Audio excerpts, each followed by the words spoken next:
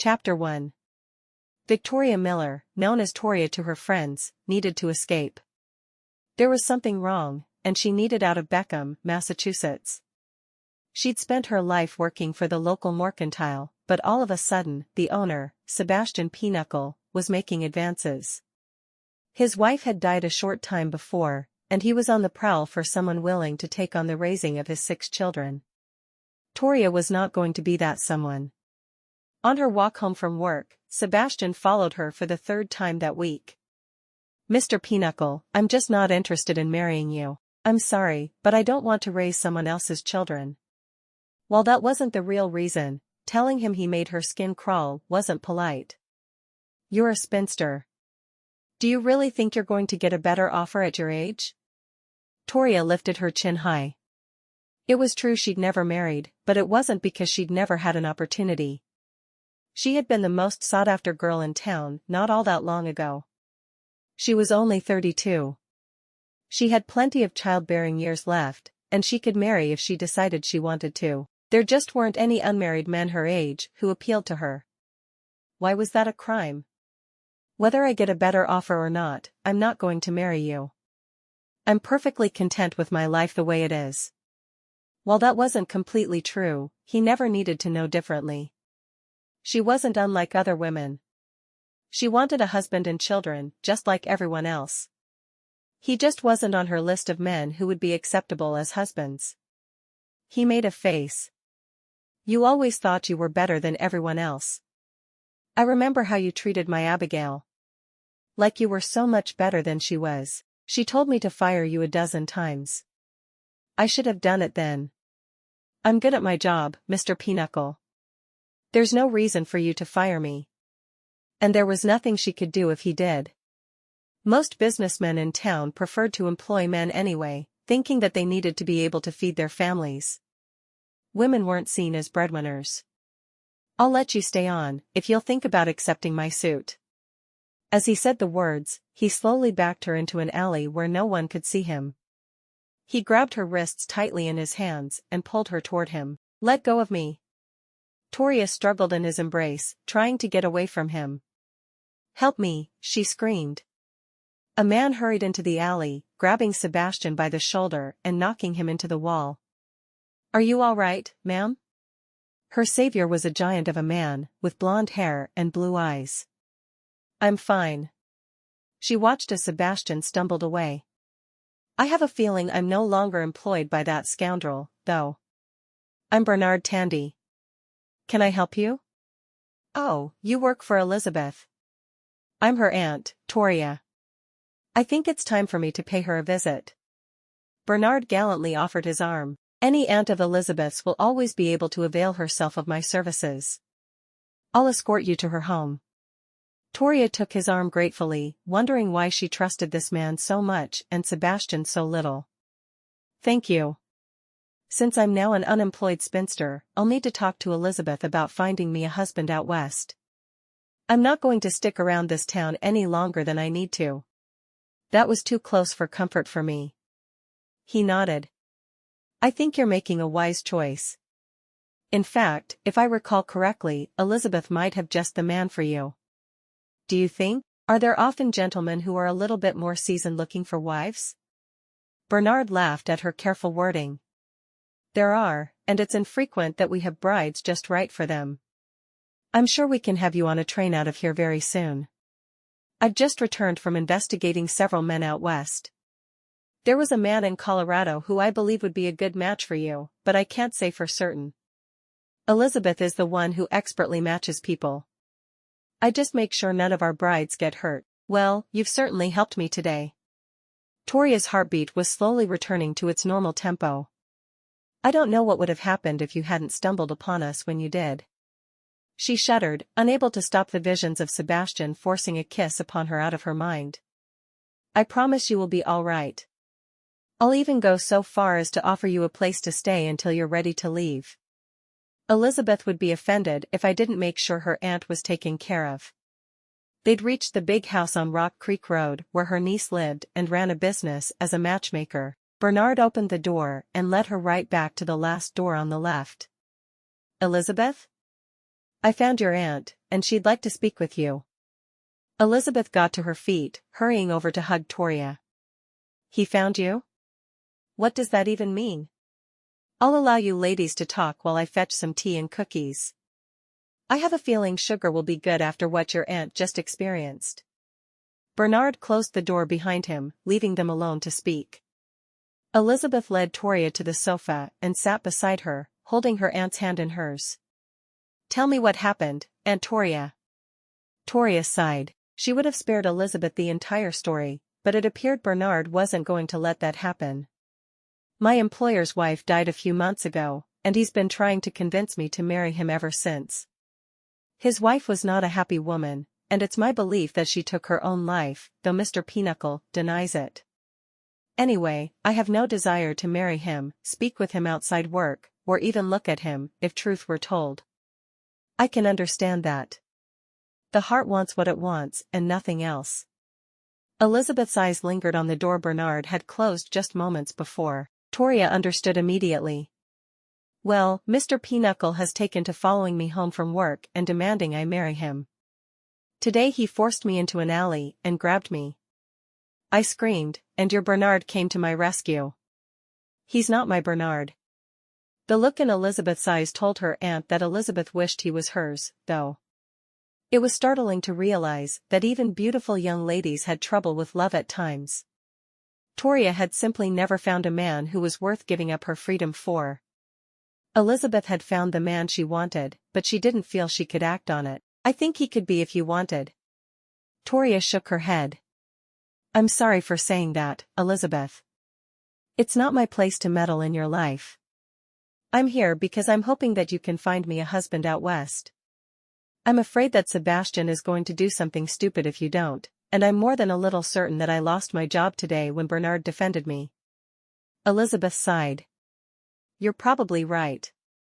I think I have a man for you, and oddly enough, he sent enough money for your travel expenses with his letter. Most don't do that, but he told me he trusts me completely and would love a bride to come to him. He's not requiring a response, which isn't the normal way I do things, but if you'd like to read his letter, you could be on tomorrow's train headed toward Colorado. Colorado?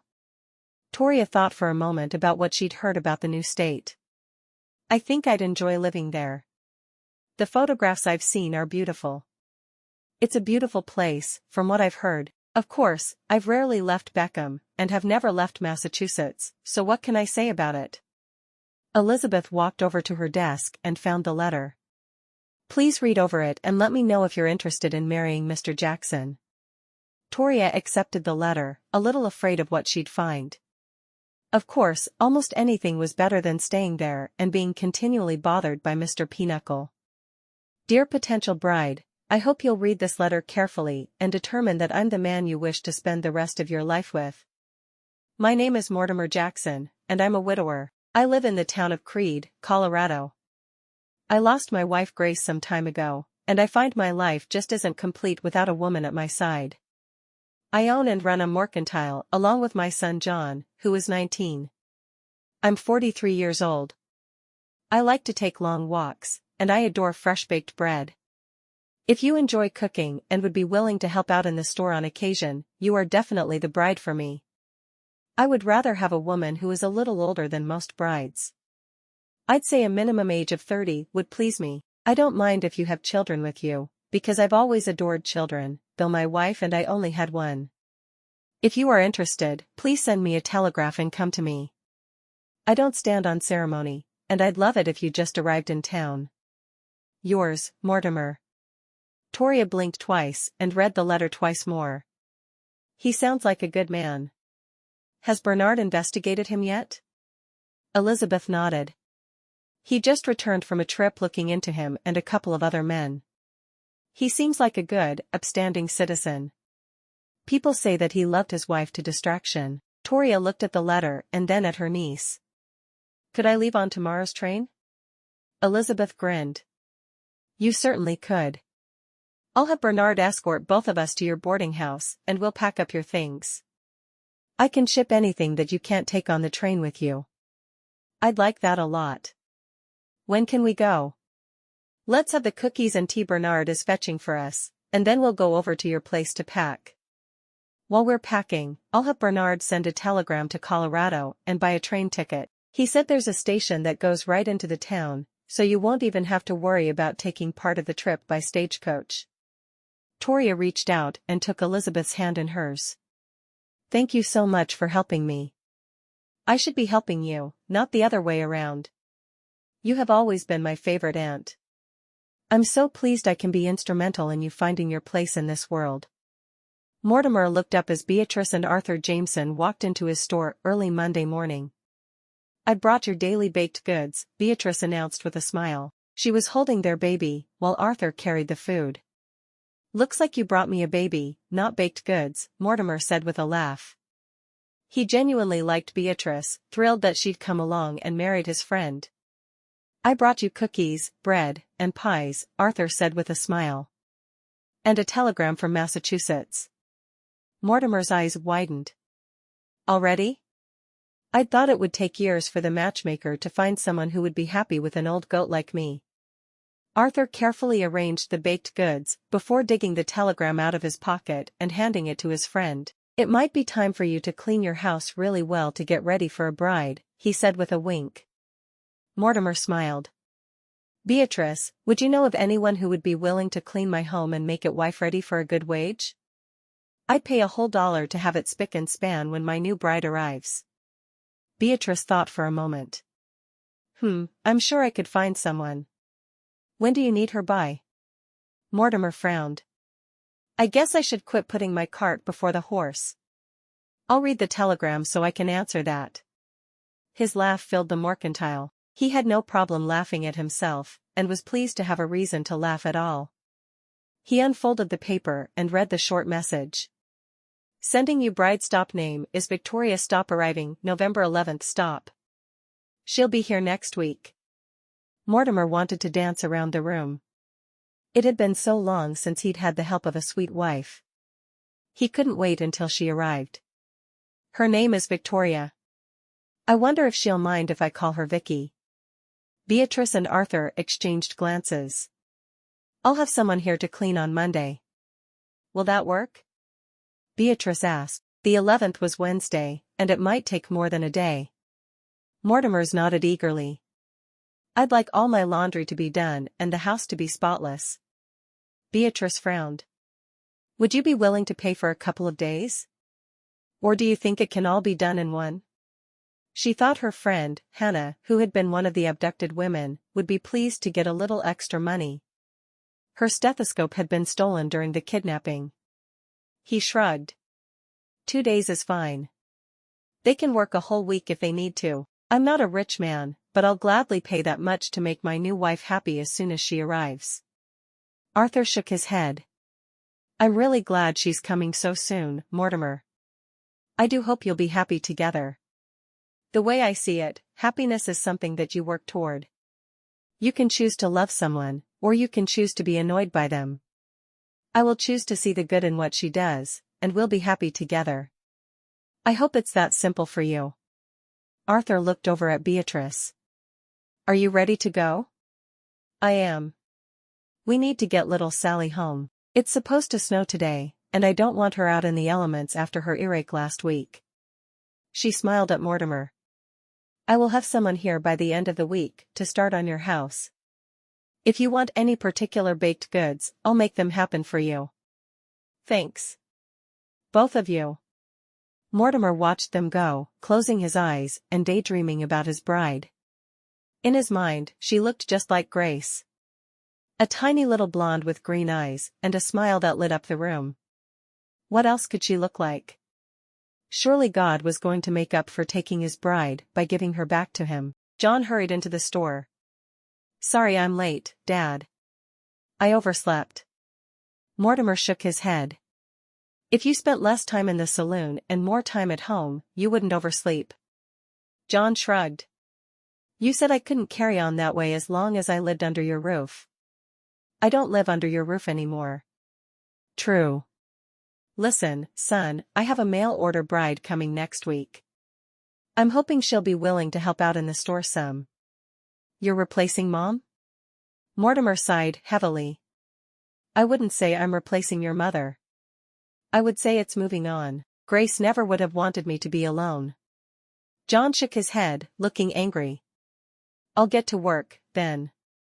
Watching him leave, Mortimer started to call after him, but he realized there was no point.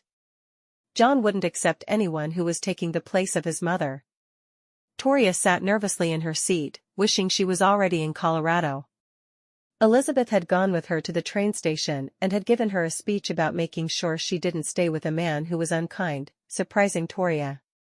She had no idea Elizabeth even realized there were bad people in the world. Her disposition was always so sweet and sunny, it was very hard to believe she had ever seen anything bad happen. I wish I was there already, she mumbled under her breath. Don't wish away the hours it will take to get there. Your future husband needs this time to prepare the way for you. She jumped when she heard a voice from right beside her. She hadn't realized anyone was there. Toria looked at the woman beside her with a frown. Where did you come from? And what do you know of my future husband? The woman just shrugged. She was right around Toria's age. I know things that others don't sometimes. Don't be nervous about marrying Mortimer. He'll be a good husband to you. Who are you? I'm a friend. I'm here to help you. The woman smiled sweetly. I know you're nervous about your decision to go west, but it's the best thing you could have possibly done. Sebastian wouldn't have left you alone. Excuse me? How did the woman know who Sebastian was? You're starting to frighten me. That's not my intention, so I'll go. I'll be here when you need me. As Toria watched, the woman got up and walked toward the back of the train, disappearing behind the conductor. A shiver ran up her spine. She didn't feel like the woman was evil, and after knowing Sebastian for so long, she knew evil. But there was something odd about her. She turned back to her knitting, determined to make a couple pairs of socks before she arrived in Colorado. A man who had been a widower for some time would need new socks. What better gift could she bring him than the gift of warm feet? As her fingers flew through her task, she couldn't stop thinking of the strange woman who'd sat beside her. How had she known so much? Mortimer had what was left of his hair smoothed back perfectly, at least until he started running his fingers through it. He couldn't believe how nervous he was. He'd been waiting for this day for what seemed like forever, so shouldn't he simply be excited? He wore his best suit as he stood in front of the train platform, waiting for his bride to emerge from the train. He was convinced she was going to look just like his Grace, and it would almost seem as if his beautiful wife had come back from the dead. The train slowed, and the whistle blew. He watched as people disembarked from the huge locomotive. Only one woman was there, and she had dark hair and brown eyes. That couldn't be his Vicky. He scanned the crowd again, looking for his bride. The woman locked eyes with him and took a step forward. Mortimer? Mortimer swallowed down his disappointment. Vicky? The woman frowned. Actually, people call me Toria. She clutched her carpet bag in front of her. It contained everything she'd brought with her, and Elizabeth was shipping the rest of her possessions, meager though they were. He hadn't expected her to be called anything but Vicky. He would have to rethink things. It's nice to meet you. Would you like to go over to the church to marry? She nodded. I'd like that, but I'd really like to wash up and change clothes first, if I may. I only plan to marry once, and I don't want to do it in a traveling dress that has spit up on it. He hadn't expected that at all. Let me take you over to my friend's house. His wife will let you bathe there, if you'd like. The pastor is expecting us sometime before 5. He pulled out his pocket watch and looked at the time. It was 3:30, so they had plenty of time. We have an hour and a half to get there. Can you bathe and change that quickly? Certainly. When he reached out to take her travel bag from her, for a moment, she wouldn't let it go. Then she took a deep breath. He was just displaying good manners. What was wrong with her? Thank you. You're welcome. He offered his arm, trying not to be sad that the woman was tall and dark instead of looking exactly like his sweet Grace. How could he have thought he was going to get his bride back? My friend's house is this way. Would you like me to send a telegram to anyone, letting them know you've arrived safely while you bathe? Yes, please. My niece is Elizabeth Miller, the matchmaker in Beckham, Massachusetts. If you would send her a telegram and let her know that I'm here, I'd be very grateful. Why did their conversation feel so stilted to her? They were about to marry. Shouldn't there be some joy involved instead of this constant politeness? I'd be happy to do that for you. He stopped in front of a house right next to the telegraph office, knocking on the door. When Beatrice opened the door with a smile, he said, "This is Toria. Would you allow her to bathe here before we marry?" Beatrice opened the door wide. Of course. I should have thought to offer. Come in. Toria stepped inside, looking back over her shoulder at Mortimer. Thank you. I should be ready in about 45 minutes, if you'd come back. I'd be happy to. Mortimer watched as she stepped inside and closed the door, slumping slightly.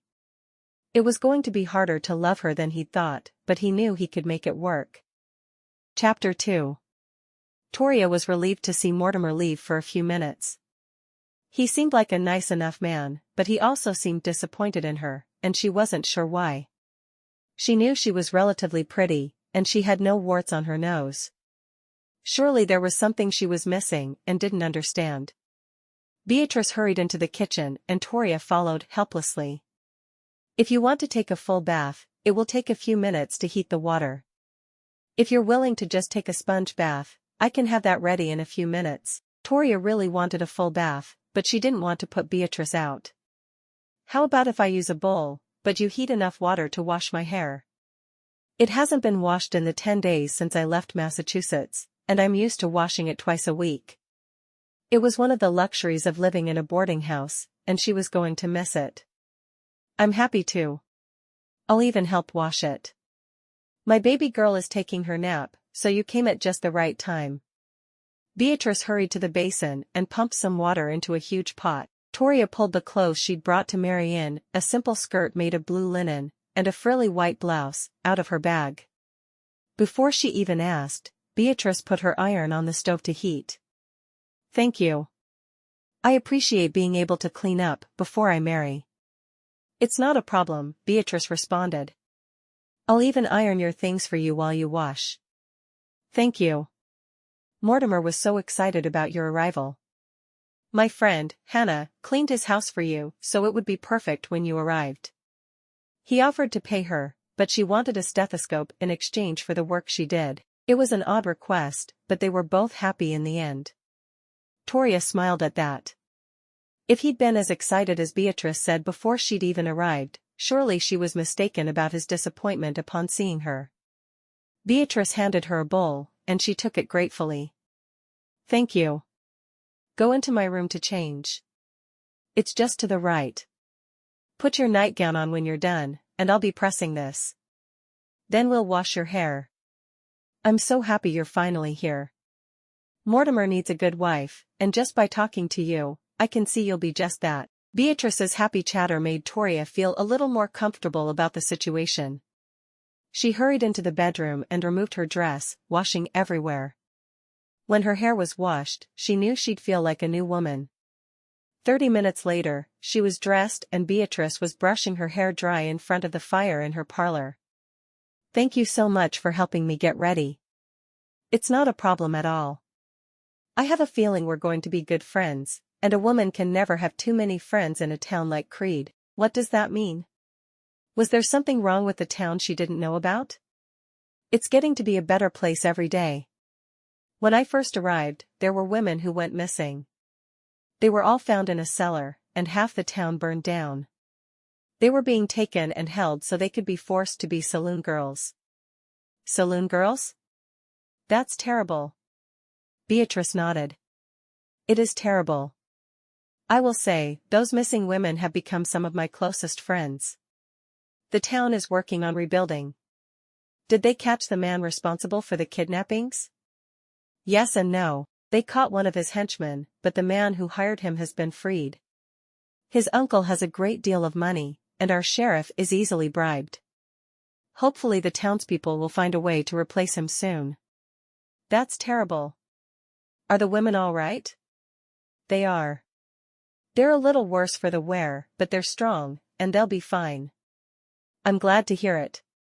Toria knew there had been some disappearing women back in Beckham as well. What was it with women being considered possessions? Beatrice sighed. Our modern world isn't always a good place, is it? She stroked the brush through Toria's hair one last time. I think it's as dry as we can get it within our time constraints. Would you like me to put it up for you? Toria nodded. She'd always enjoyed it when someone else did her hair for her. I'd like that, if you don't mind. Not at all. It's good practice for when Sally gets a little older. How old is Sally? We think she's about 13 or 14 months old now. At least that's what Dr. JT said when he saw her last week for her earache. She's been walking for about 6 weeks, so that seems right. We've chosen a birthday in mid-September for her. Toria frowned. You chose a birthday? And you don't know her real age? How can that be? We found her on our doorstep shortly after we married. We're keeping her, but we don't have a lot of information about her. My husband is the telegraph operator, so he wired other towns, but no one knows where she came from. That's really sad. I'm glad she was left with people who will love her and protect her, though. Toria couldn't imagine leaving a baby with strangers, but obviously it had worked out for the best for little Sally. Beatrice made a final twist to Toria's hair. There. Let me go get my mirror. She hurried out of the room, and Toria sat there quietly, wondering for the millionth time if she was making a mistake. You're doing the best thing for both you and Mortimer. Just give him time to see that. Toria jumped at the voice, which came from right beside her. You were on the train. I was, and I wasn't. I want you to realize everything is going to be fine. You're doing the right thing, marrying Mortimer. Toria sighed. I don't think he likes me. He seemed very disappointed when he saw me. As startling as the woman's presence always was, Toria seemed drawn to her, and she had no trouble sharing her innermost thoughts. It was odd. Give him some time. He had unrealistic expectations. Oh? How did this woman know what sort of expectations Mortimer had? Did she know him? Just give him time. I'll be here when you need me. Toria, I found it. Arthur must have moved it somewhere unexpected, and I didn't want to wake the baby by searching for it. Toria turned her head when she heard Beatrice calling her name. When she looked back, the woman was gone. She decided not to say a word to Beatrice about her, because she didn't want her new friend to think she'd lost her mind. She took the mirror from Beatrice and looked into it. Her hair was styled differently than she usually did it, but it looked good. Thank you so much for your kindness today. I hope we'll see each other frequently. We definitely will. I provide baked goods for the store to sell. I come in every morning. Beatrice grinned, accepting the mirror back. We'll have to find an afternoon every week where we can visit as well. I'd really enjoy that. I'll talk to Mortimer about what days the mercantile is the busiest and ask which day he feels like he can spare me. Toria had no idea how much she'd be working in the store, but she was good at it. She'd even done the books for Sebastian and his wife. She would offer to do the same here if Mortimer needed her to. Good. Well, you let me know when. Sally usually naps from about 1 to 3, so I have those hours free. I don't mind chatting while the baby is up, but she can be a handful. The warmth in Beatrice's voice left no doubt in Toria's mind about how the other woman felt about her adopted baby. I love children, and I don't get to be around them nearly enough. She'd once babysat for her nephews and nieces, but as soon as they'd become too unruly, she'd stopped, and that hadn't taken long. They were referred to as the demon horde, after all. Well, then we won't worry about when you come. I almost always have fresh cookies, and I can put water on for tea. Toria jumped at a knock on the door. The mysterious woman who kept appearing and disappearing was turning her into a nervous wreck. She watched as Beatrice hurried for the door, getting to her feet. She brushed her dress down, making sure it looked perfect. Mortimer stood at the door with his hat in hand.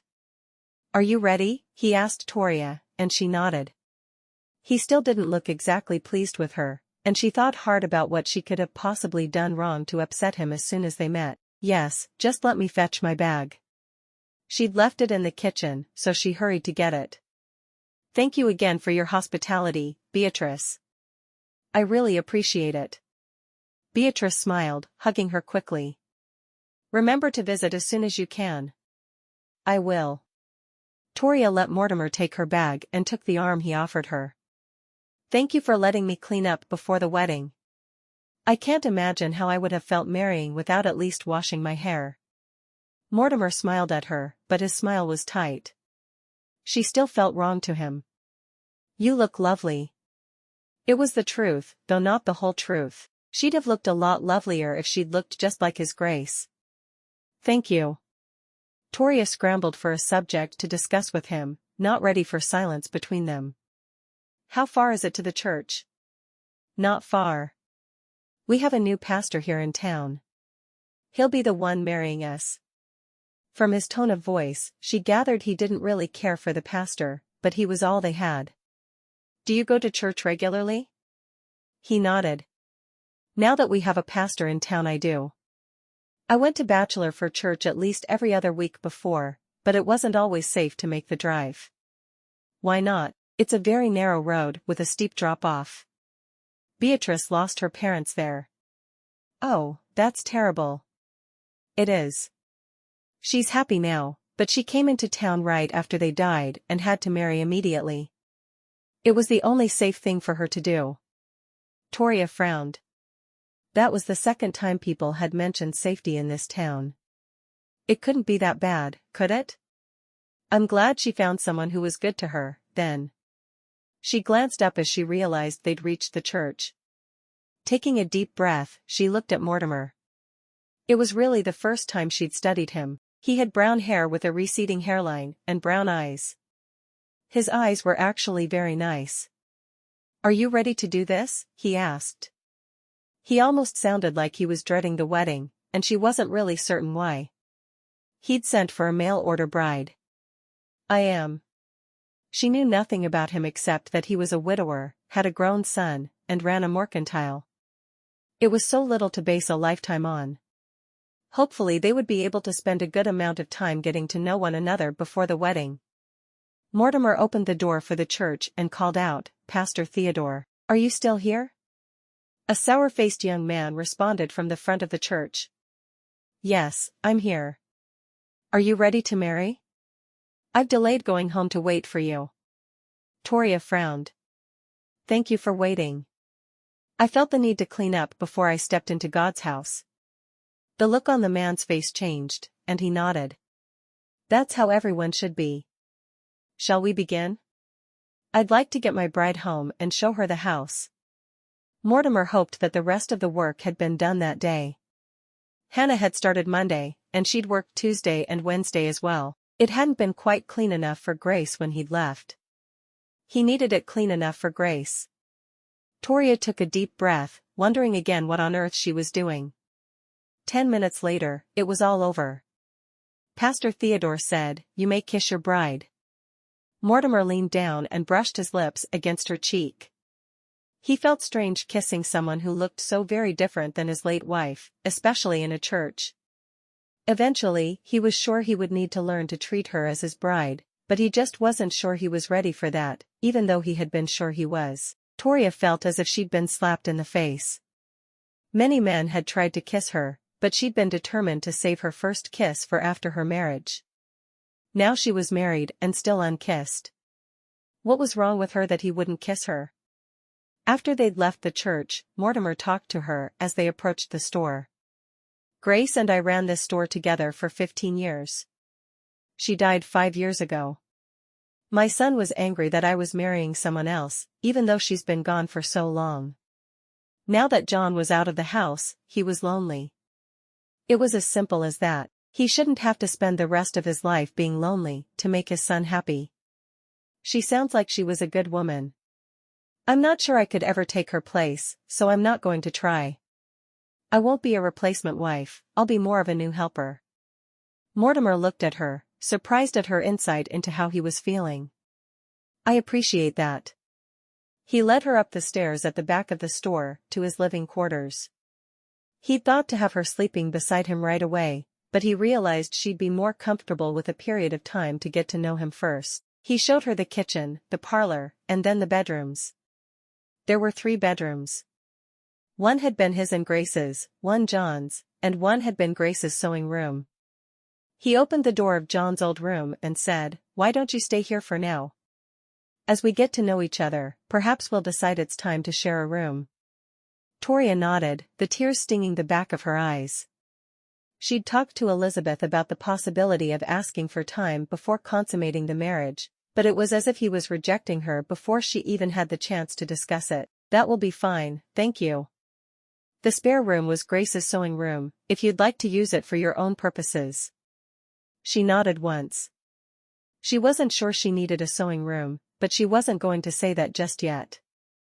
"I thought you should know that I worked in a store back east. I did the books for the mercantile there, and I am perfectly capable of helping out in the store here, even doing the books, if you'd like." He gave her a surprised look. "You can do the books? Really?" She nodded. "I'm quite good with numbers. If you want to put me on a household budget, I'm happy to be on one." "There's no need. I own the store, after all." He studied her for a moment, thinking about just how different she was from his Grace. "Would you like to go down and see the store?" "That would be very nice. I'd like to see where I'll be working. Tell me, is there a day the store is less busy? When you won't need me in the afternoons?" Mortimer shrugged. "You could take off any afternoon you wanted. I'd like if you'd help out in the store on occasion to give my son or me a day off, but I don't need you consistently. It'll only be once in a while." "I see. Well, Beatrice asked that I come over one afternoon a week to share tea and cookies with her. I think she just wants some female companionship. Would that be a problem for you?" She would need to do something with her time if he didn't need her in the store. She'd expected at least a week of scrubbing the house to her liking, but it looked as if that had already been done. She'd be sitting with idle hands in no time. "Not at all. Your main duties will be housework. I had Hannah, one of the women who was abducted, come in and get the house cleaned for you. There shouldn't be a great deal to do except cook meals. Please tell me you know how to cook."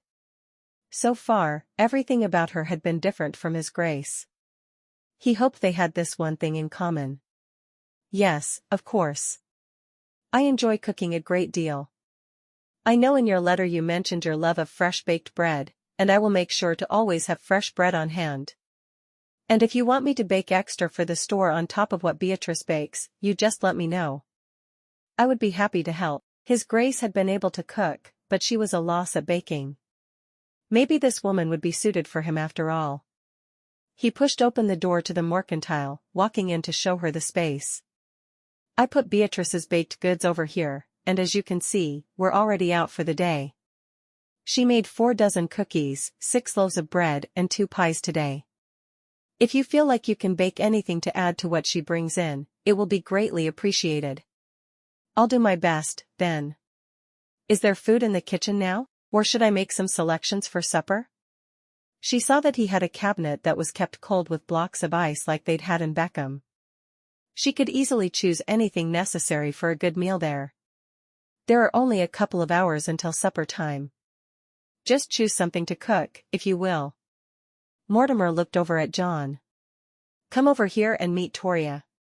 He'd started to call her John's new stepmother, but he knew his son would take exception to that. John came over, his arms crossed over his chest and an unhappy look on his face. "I don't know how she's going to be half as good at anything as Ma." Toria looked him in the eye and smiled. "Don't think of me as your mother's replacement, John. Think of me as Toria, a new person altogether. It's nice to meet you." John said nothing in return, merely nodded and walking back to his post behind the cash register. Toria decided to ignore his rudeness.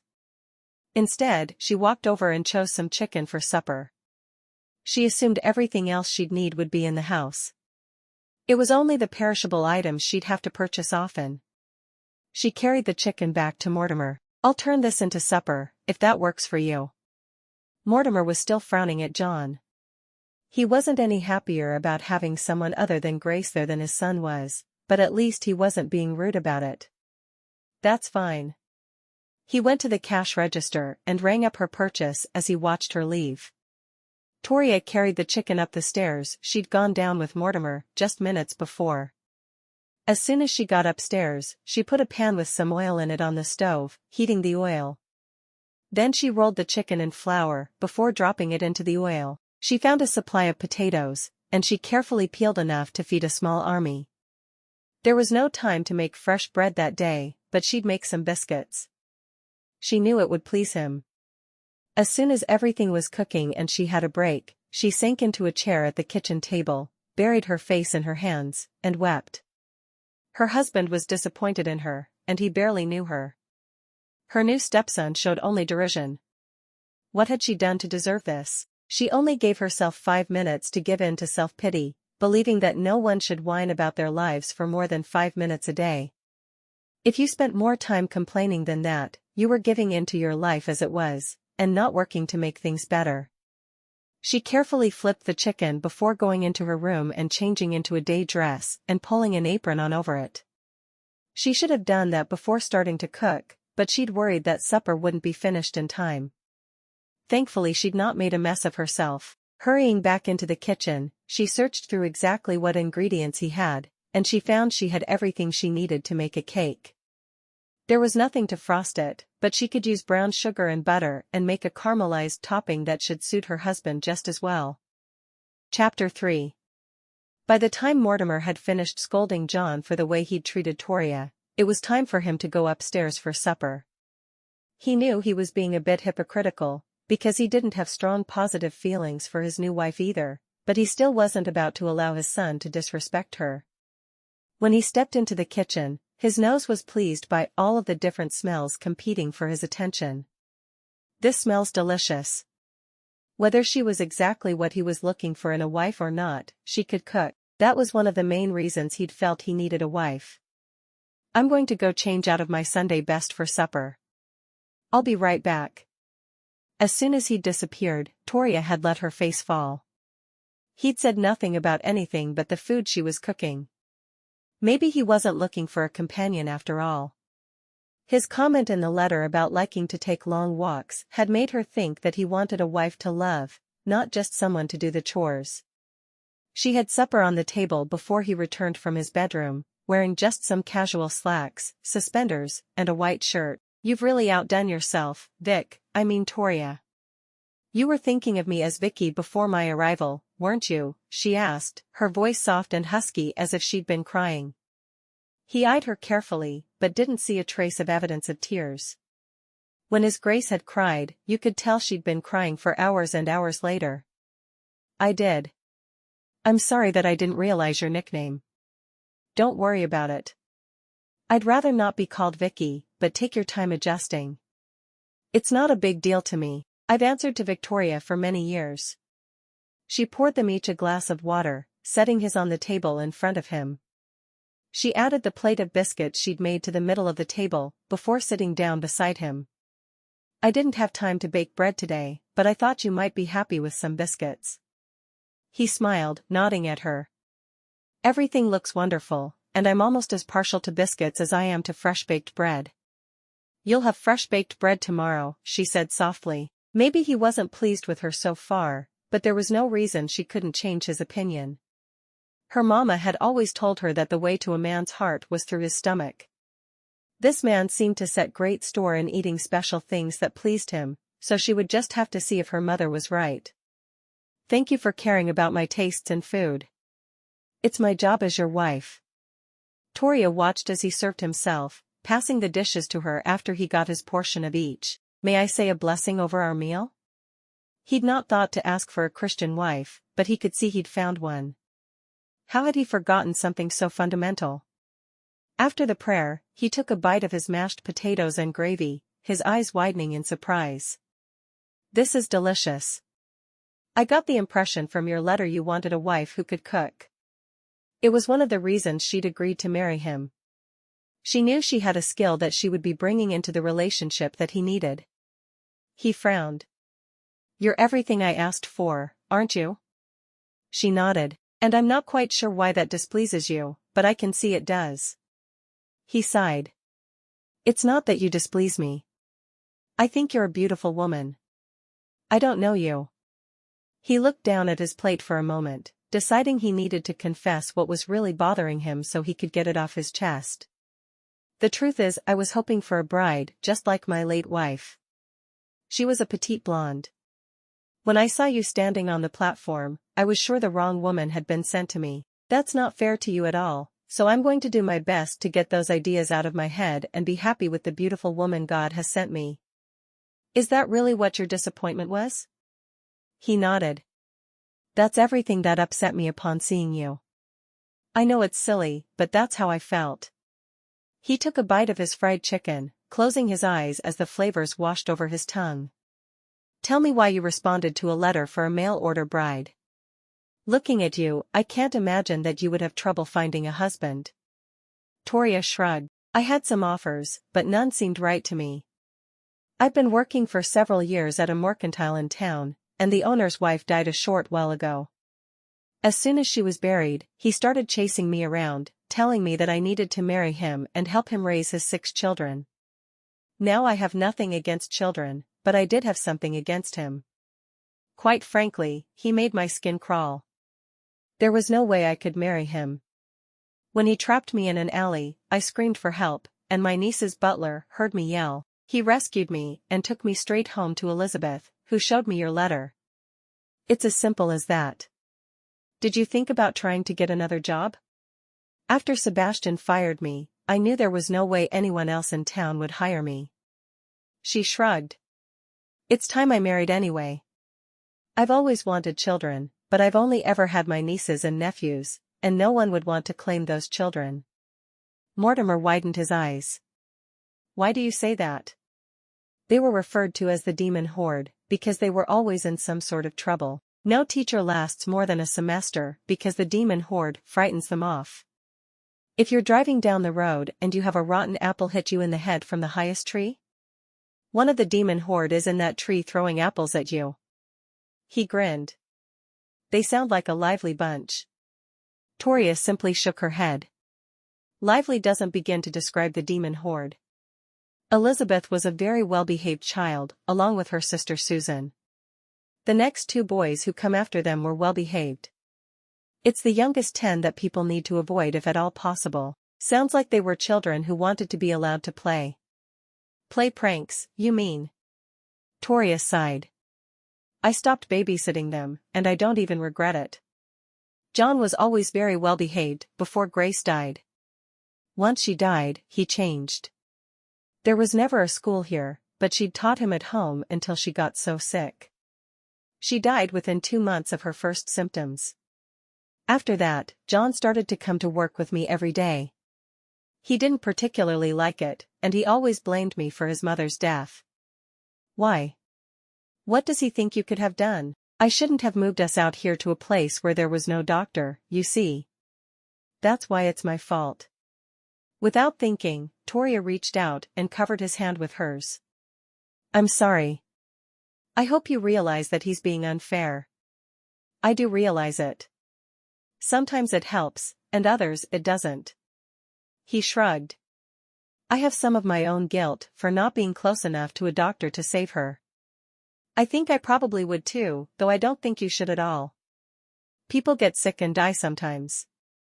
I won't say it's God's will, because I don't believe it's ever his plan for someone to die. Time heals you. Some are healed slower than others. It sounds like your John is still very much grieving his mother. Mortimer turned his hand over, gripping hers. You might be right. I just wish I knew what to do to help him. He's going to the saloon and drowning his sorrows in a bottle more often than not. I'd much rather he was staying home, or courting some nice young lady. It might be good for him to stay home, but if he's still grieving his mother, it's not a time for him to court any young ladies, nice or otherwise. Do you think he would accept a supper invitation if I made one? I hate the idea of him being alone and feeling the only way to avoid the loneliness is to go to the saloon. It's not good for him. I don't think that's why he goes, but if you want to invite him to supper, be my guest. I would love to have him here for a good reason. He's been here for bad reasons? Sometimes when he's had too much to drink, some of the men from the saloon will bring him to me, because they don't know what else to do with him. Toria nodded. There hadn't been a saloon in Beckham, thankfully, but she'd heard many stories of how men were changed by drink. Sounds like he needs to get his head back on straight, doesn't it? Mortimer smiled, liking her, despite his desire not to. How was your journey? She shrugged. It was long. Very long. I made you a gift, though. I almost forgot. She jumped up from the table and ran from the room, digging through her satchel for the socks she'd knitted him to keep herself busy on the train. I thought a man who had been widowed for a while would need some socks. She handed them to him, watching his face as he took them. He looked down at the socks in his hands and turned them over. Thank you. You're really determined to be a good wife to me, aren't you? She nodded. Of course I am. I've never done anything halfway in my entire life. If I'm going to sweep out the back room, you won't find a speck of dust on the floor when I'm done. If I'm going to balance the books, you won't find a penny that doesn't add up properly. If I'm going to be a wife, then I'm going to make sure that I'm the best wife any man has ever seen. Suddenly she felt as if her words put her in direct competition with his late wife. That wasn't what she wanted at all. Mortimer nodded. I approve your attitude. I've always been the same myself. I was a miner for a while, and I was determined to be the best darn miner that had ever lived. When I realized that my lungs were incapable of being underground that long, I took the meager amount of silver I'd found and I opened a mercantile. I waited until I felt like I could support her before I sent back east for Grace, who had been waiting for my letter that it was time for her to join me. Were you already married? He nodded. We married right before I left to seek my fortune in the mines. She stayed with her parents until I sent for her, and then she was on the next train out here. We were apart for 2 years at the beginning of our marriage. I'm sure that was very hard. In some ways, he said, his eyes dancing with mischief. In the end I was glad of our time apart, because her mother used it to teach her how to cook without poisoning me. She never did learn to bake. Toria felt an odd sense of pride that she could do something the perfect Grace hadn't mastered. Speaking of baking, I made dessert. She stood up and got the cake from where she'd had a towel draped over it. She carefully cut 2 slices and got 2 fresh forks, carrying them to the table. I hope you like sweets. Mortimer grinned. There's very little in this world I like more than sweets, if you want me to be honest with you. If I could get away with it, I'd eat sweets for every single meal. Are you telling me that it doesn't matter what sweets I make as long as I make something? That's going to make my life so much easier. He laughed. That's about right. He studied her for a minute. I'm really sorry that I judged you as being unworthy as soon as you got off that train. I can see that I sorely misjudged you. Toria shrugged. We'll start over. What do you mean by that? Mortimer frowned at her, trying to figure out what his wife was trying to say to him. Hi, I'm Toria Miller. I've just moved here from Beckham, Massachusetts. I'm 32 years old, I like to cook and bake, and I've never been married. He smiled, understanding. I'm Mortimer Jackson, and I'm something of a goose. I'm a widower, the father of the orneriest 19-year-old boy in existence, and I'm planning to make you the best husband you've ever dreamed of having. She grinned. Sounds good to me. She ate the last bite of her cake and stood to start clearing the table. I love the kitchen. It's very easy to work in. I'm going to need some more supplies, though, especially if you want me to help make baked goods for the store. She immediately switched to business mode. I do think we could make a significant profit if there were enough of the baked goods. Is there anyone else in town who could be hired to help bake? He shrugged. Most of the women are too busy with other pursuits. There are a few of the women who were kidnapped who are still trying to find the right things to do here in town, though. Well, we'll make do for now. I'll try to make at least 4 dozen cookies and 2 cakes every day. But that means I'm going to need a list of supplies. If I give it to you, could you have it up here for me by the end of the day tomorrow? I can start contributing to the sweet teeth of the men in Creede on Friday. He nodded, admiring her way of thinking about the bottom line. Can you really balance the books? Of course, I can. I wouldn't offer if I was worried I might not be able to. Then I'd like you to come down and look at them tomorrow.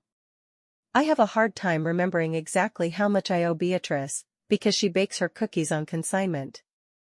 Why do you do it that way? Why not just pay her a flat fee? How much do you charge for her cookies? A dime a dozen. So pay her 8 cents per dozen. She's the one who's paying for supplies, so you can make 2 cents profit off of her work. If you don't sell it the day you get it, you know you can sell it the next.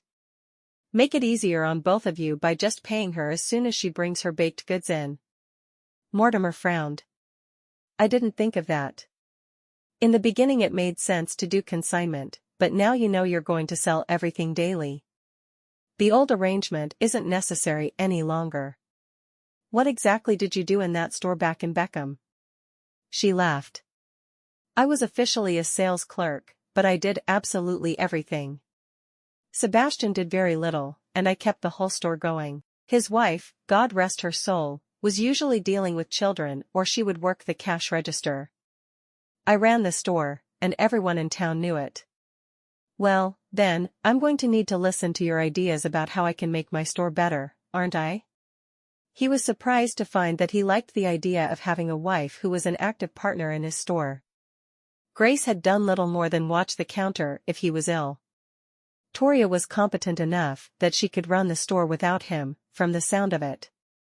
I'm happy to give any opinions. I'd like to have a couple of days to settle in first, if you don't mind.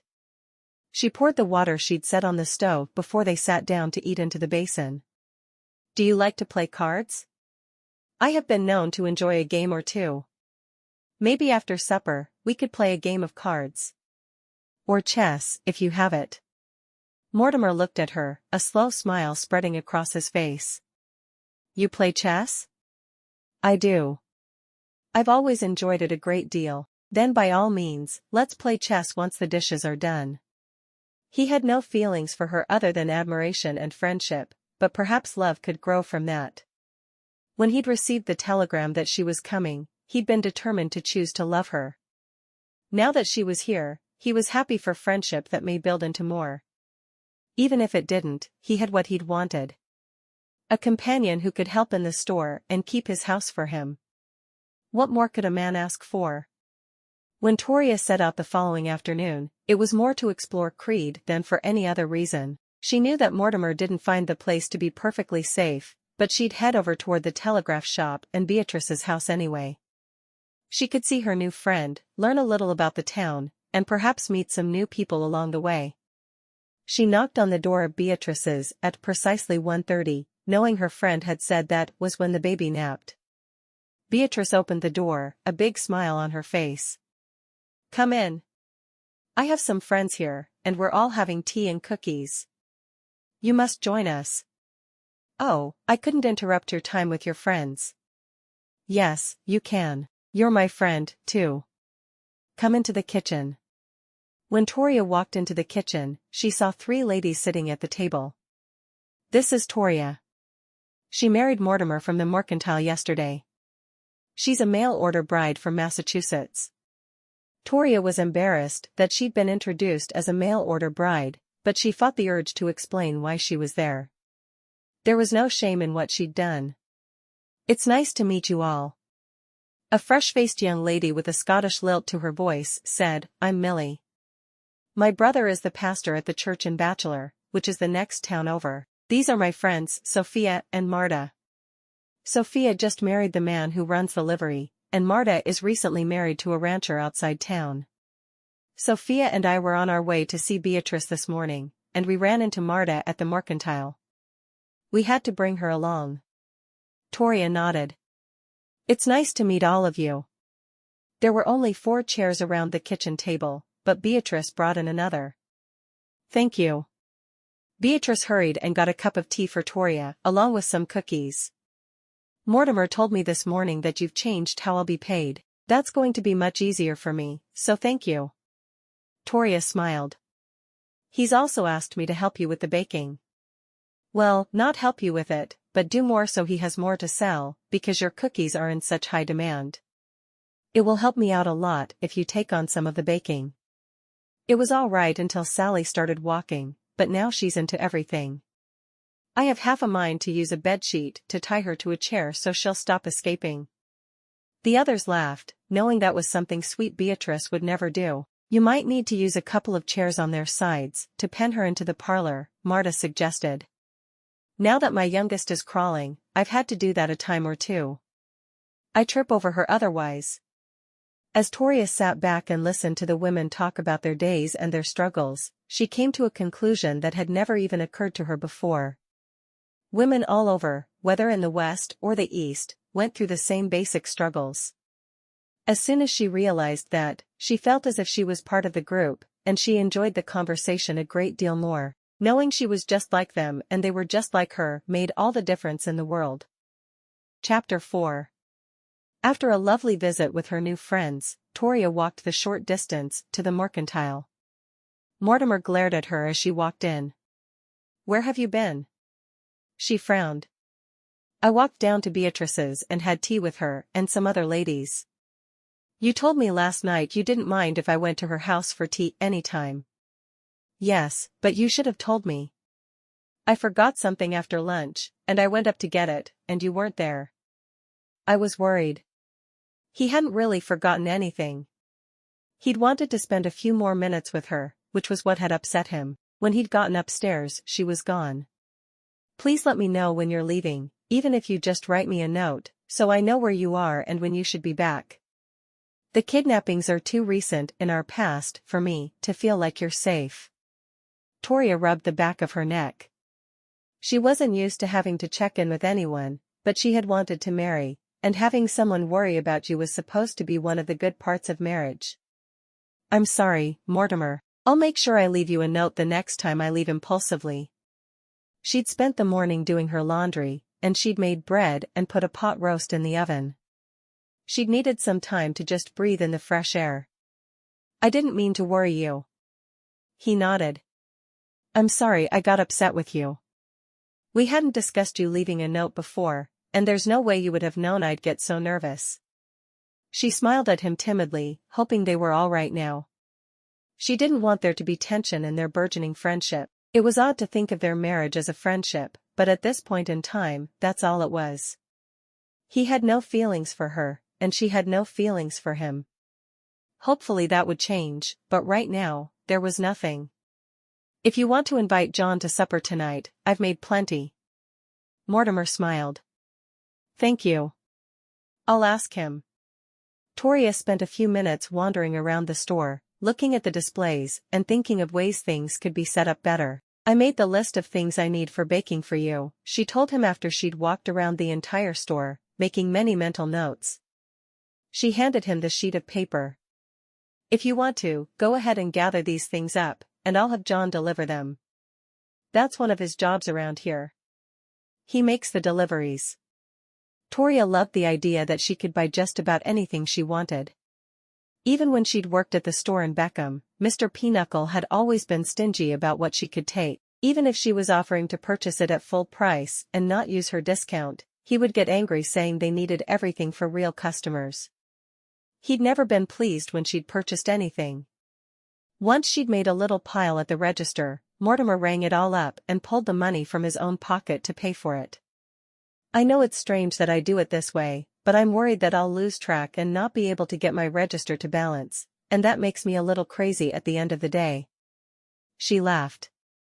I completely agree. I was going to ask you to do it that way, or to ring it all up and make a note of what I should have paid if you didn't have the cash. Then I would be able to balance it all better. She was pleased that they did things the same way when it came to business.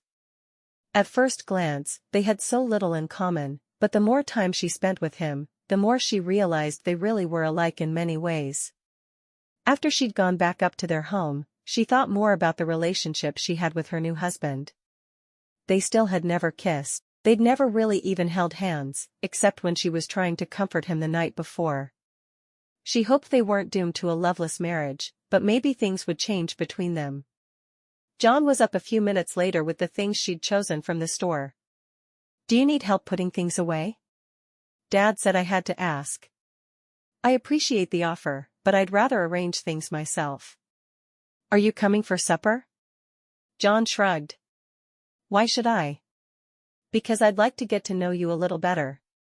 I'm making pot roast for supper. I'm a very good cook, and you might just enjoy eating something that doesn't come out of a bottle for a change. There was no accusation in her words, but she hoped they'd get through to the young man. I'll be here. His words were begrudging, but she was still pleased. She knew it would mean a lot to Mortimer if he came to supper. She arranged all of the ingredients in a way that would be easiest for her to use, and then she whipped up some cookie dough. She may not have time to make a lot of things for sale at the store the next day, but she'd bake 6 dozen cookies, a dozen for her and Mortimer, a dozen for John to take home with him, and 4 dozen for the store. She was pleased with the idea that she could accomplish some things even before Mortimer expected her to. The men were there for supper shortly after 6, which was when the store closed. Mortimer told her they usually did inventory on Saturday nights, and they sometimes found themselves working late. She didn't mind, because she knew inventory was something that needed to be done weekly. She was very happy for her store background when it came to being married to Mortimer. As they all sat down to eat, Mortimer led them in prayer. When she raised her head from being bowed, she noticed that John was watching her. I hope everyone is hungry, she said. I cooked enough to feed half of Creede, or 2 very hungry men. Mortimer smiled. It all looks and smells wonderful.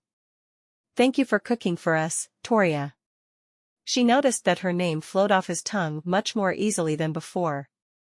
She was glad he no longer struggled not to call her Vicky, a name that had never really belonged to her.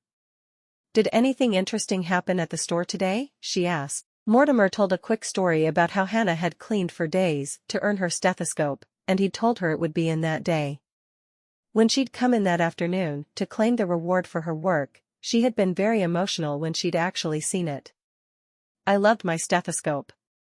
It was my prized possession, and someone stole it from me. It shouldn't have bothered me as much as it did, but it was mine, and I'd earned it. I told her I was glad she'd gotten a new one, but I've never seen such a happy woman in my life. She didn't seem to be sure if she should laugh or cry, so she ended up doing both. I think that's wonderful. Thank you for making sure the house was clean when I arrived and helping her at the same time. I truly believe life is about little acts of love we show others. The acts of love can be for strangers or for people we know well. Either way, if you can make a difference in someone's day, then yours wasn't wasted. Toria wasn't sure where her philosophy had come from, but it was one she'd always had. John studied her for a moment. Mom used to believe that, but she practiced what she preached. What did you do for someone today? Toria didn't mention that she'd cooked and invited him to supper. Instead, she stood up and walked over to find the plate of cookies that she'd covered with a towel. I made these for you to take home. I hope you like sweets as much as your father does. John looked at the cookies, obviously surprised. Thank you. You're welcome. I know you don't want me here, John, and I promise I'm not trying to take your mother's place. I'm trying to be someone completely different, because from the things I've heard about her, there's no way I could ever live up to her memory. That's right. You couldn't. John set the cookies beside his plate as he took another helping of everything on the table. I guess having you here to cook for my dad and bake me cookies won't be terrible. Anytime you want cookies, you just let me know. If the way to get her new stepson not to hate her was to feed him cookies at every opportunity, then so be it. She'd do whatever it took to fit in with this new family of hers. I might do that. After supper, the 2 men played checkers while she washed the dishes, and then she sat down with them and watched, pleased to see that John seemed to be enjoying himself with his father instead of going to the saloon. Maybe they could keep him out just for one night. After John left for the evening, Mortimer took her hand and led her into the parlor, a room that she'd dusted but never sat in. He sat on the sofa and pulled her down beside him. I want to thank you for the effort you're making with John. I know he's not pleasant to be around with his constant talk of his mother and how she's better at everything, but I really do appreciate it. Toria smiled. When I decided to be a mail-order bride, I knew that you had a grown son. I knew I'd have to do everything I could to make friends with him. I'm just doing what I'd planned all along. And you're doing it with a smile and a sunny disposition. I appreciate that. Mortimer looked at her for a moment, for once not seeing how much she didn't look like Grace, but this time seeing her for Toria. You're a beautiful woman. Toria blushed. Not really. I just happen to be the only woman in the room, so you've forgotten how pretty others are. And modest too. What did I do to deserve you, Toria?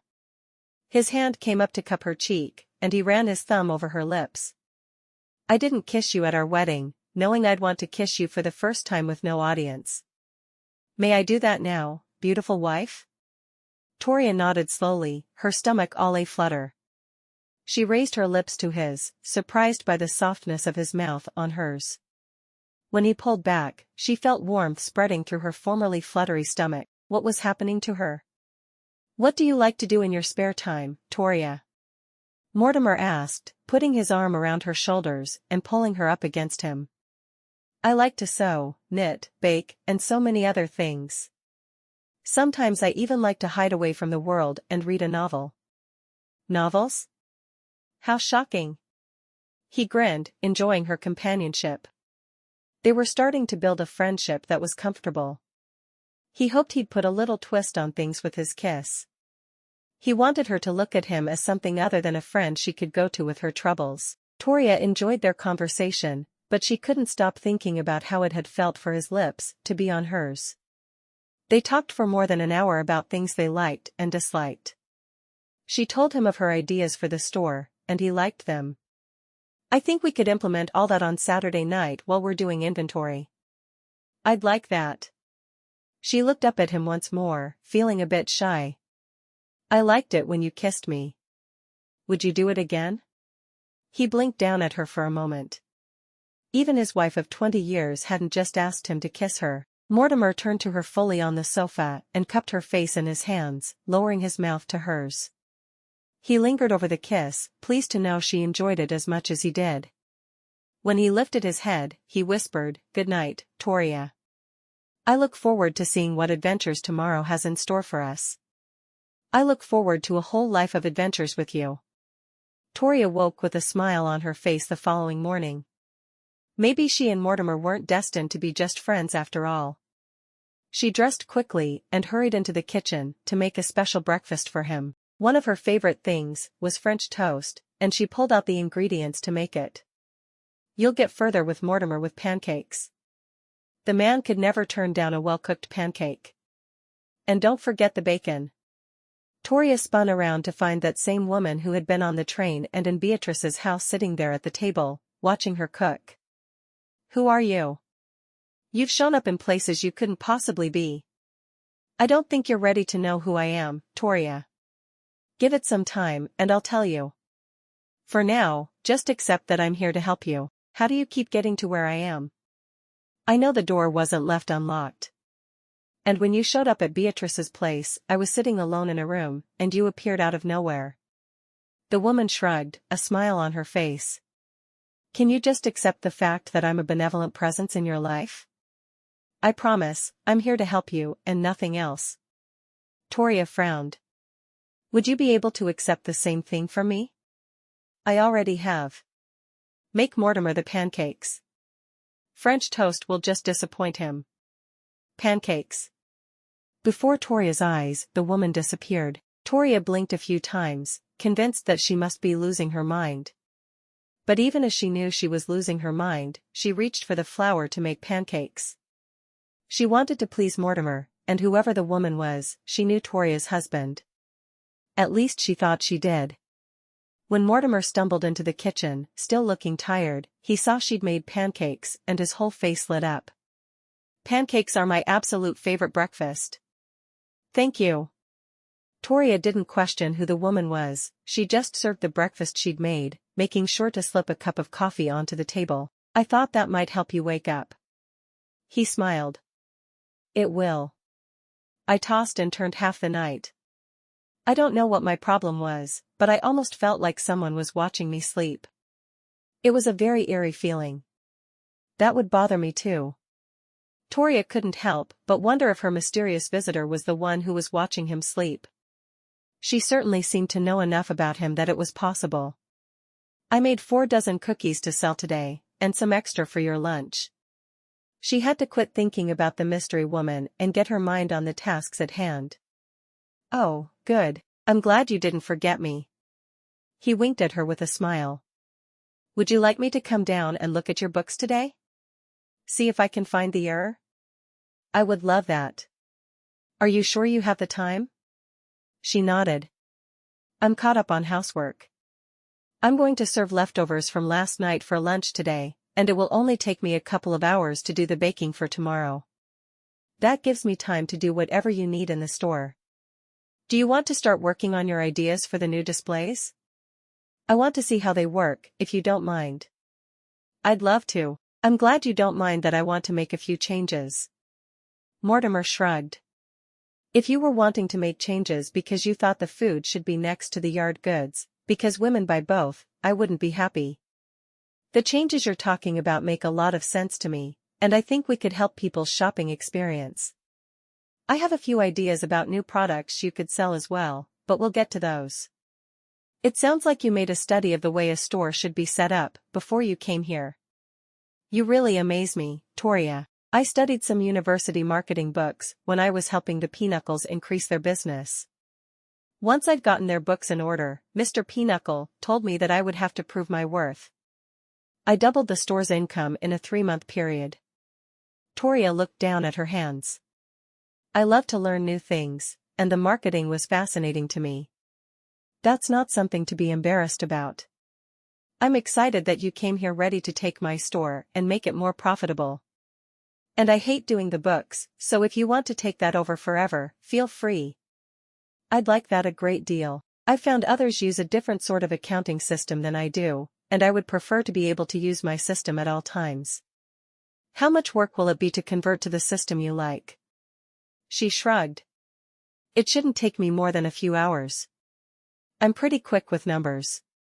Come down to the store as soon as you can, and I'll show you how I do things. I'm really excited that you want to help me. I'm not one to sit idle. I can go to tea parties only so many times before I lose my mind. Now if they'd provided sewing to keep my hands busy while we talked and sipped tea, then I would have been all for it. Maybe you should carry your own in a bag so you have busy work at all times. He laughed softly. I think I'm going to keep you.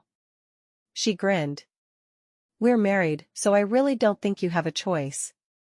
A short while later, she'd made both beds, did the breakfast dishes, and took the meat that was left from the night before, added some vegetables and some barley, and started a soup on the stove. If she cooked it at a low heat, it could cook for a few hours while she was gone. When she was finished, she descended the stairs into the store, excited that Mortimer had work for her to do. She really did get bored when she didn't have a task to do, which was one of the big reasons she'd never married. She needed more than just household chores to keep her mind active and interested. John gave her a half-smile when he saw her. Thanks for the cookies. You're welcome. I'm glad you came to supper last night. Toria rushed over to where Mortimer was working on a display, trying to change it to the way she'd suggested. Where are your books? She couldn't believe how excited she was to get her hands on them. She wanted to make sure everything was in order and make herself useful to him. He led her over behind the counter and pulled out a stool for her. As his arm brushed hers, she felt a tingle rush up her spine. She was thrilled that he made her feel so much more than he had that first day. Everything is here. You can sit there and work on them. I have a blank ledger for you, in case you need it.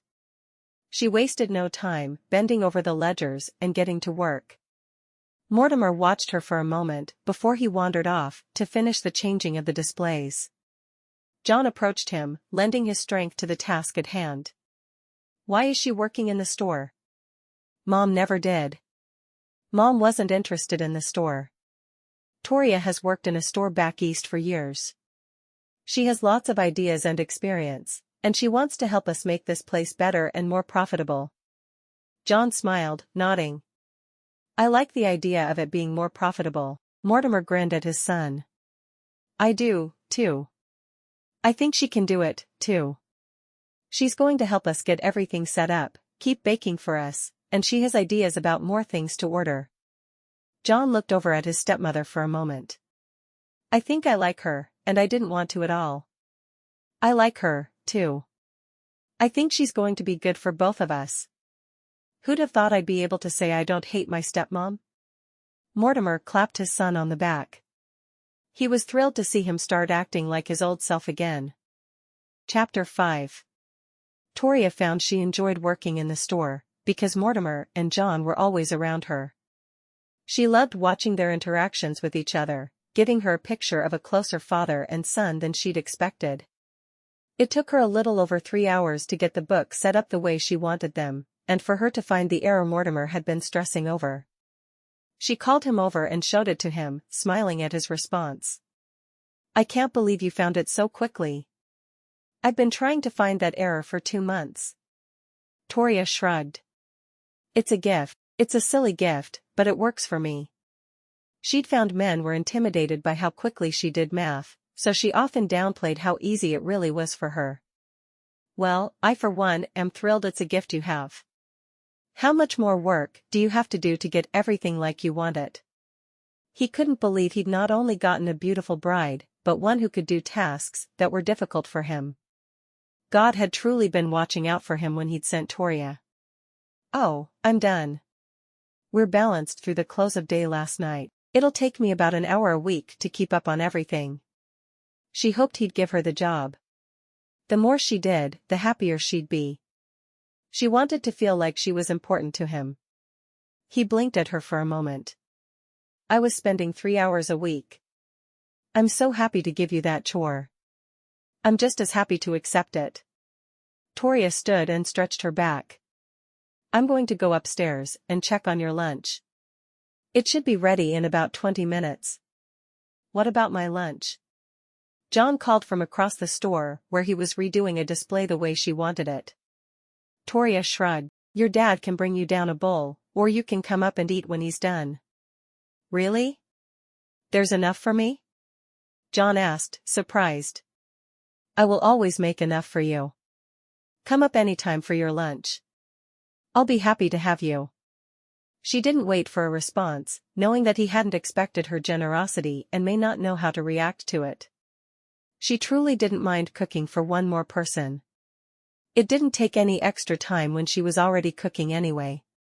Mortimer came up 20 minutes later, his eyes wide as he saw fresh bread and a bowl of steaming soup waiting for him. John badly wants to hate you, but he can't help but like you. He's having a hard time. And Mortimer was thrilled.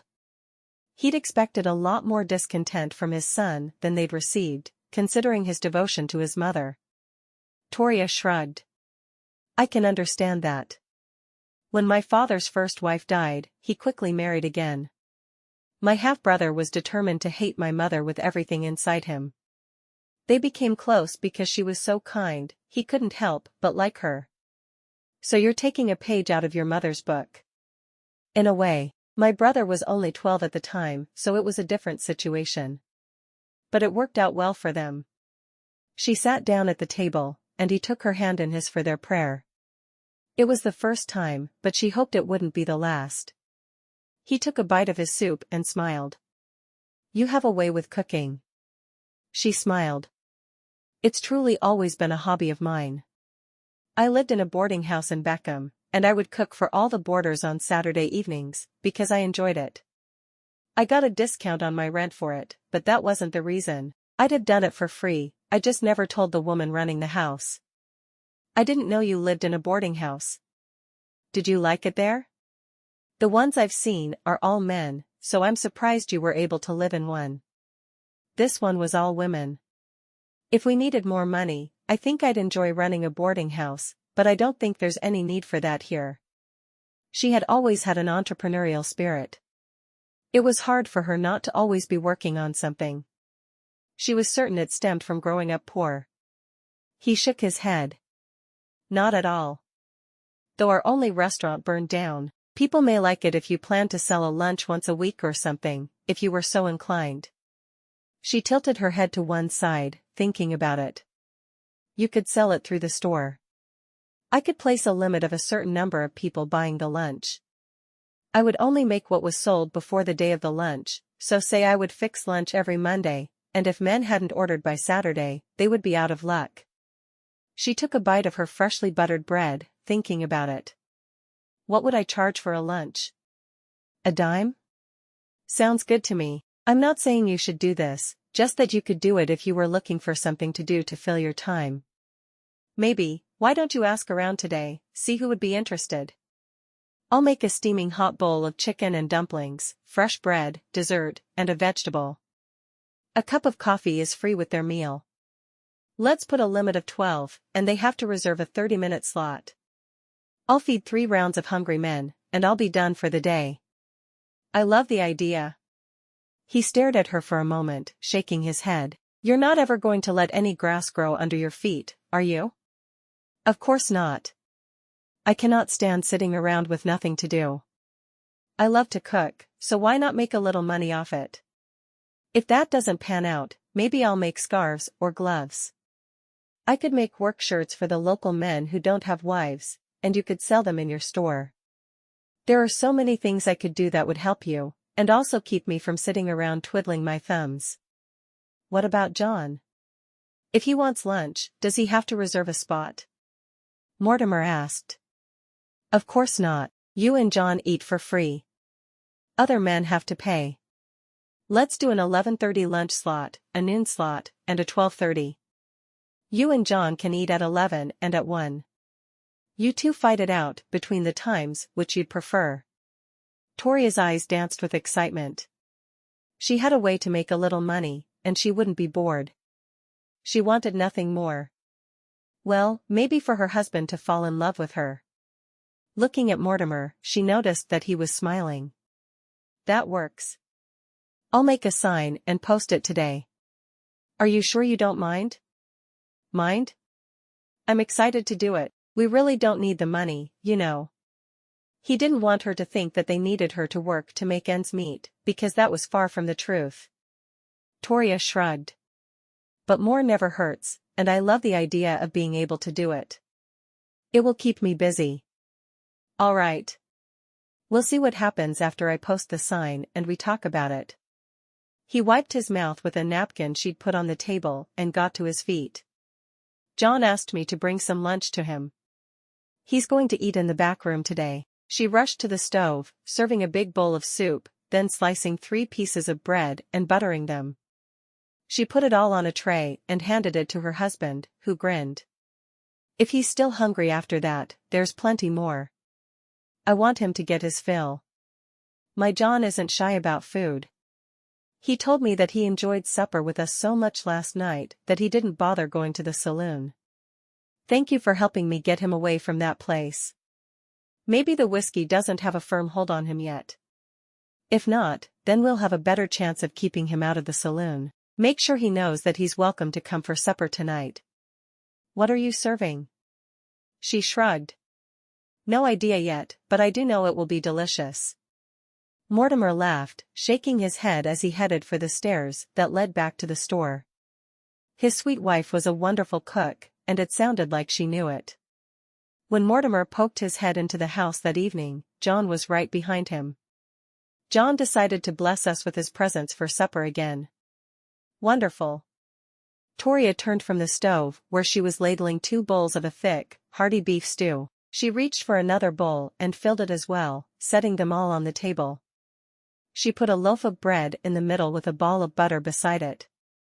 She was glad she had a cake for dessert, because she knew it would please both men. Once she was seated, they prayed together.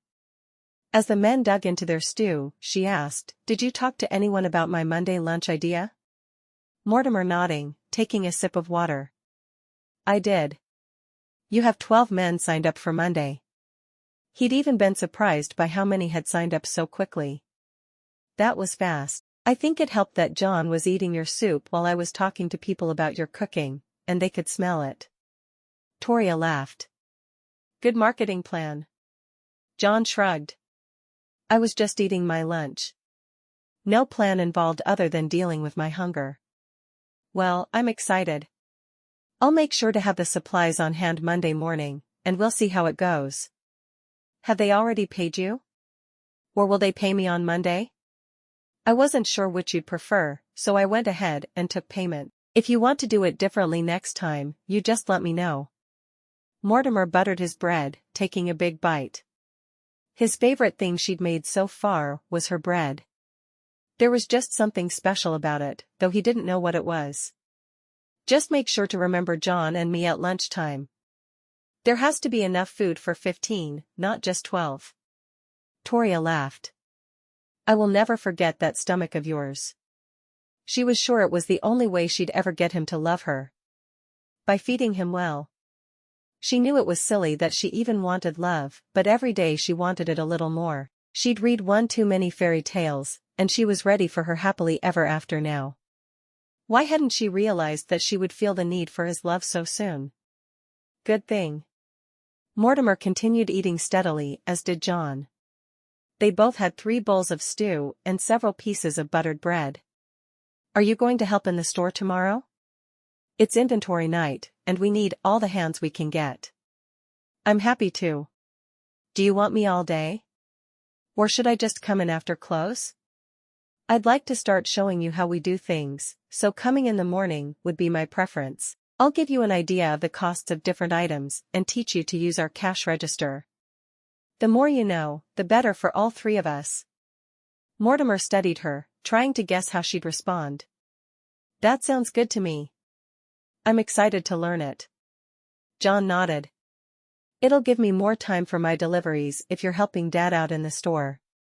That's what I'm supposed to do, but I don't always have the time. John reached for another piece of bread as he spoke. Do you get all the deliveries made? John shook his head. The way we do it is we schedule me for 4 hours of deliveries per day.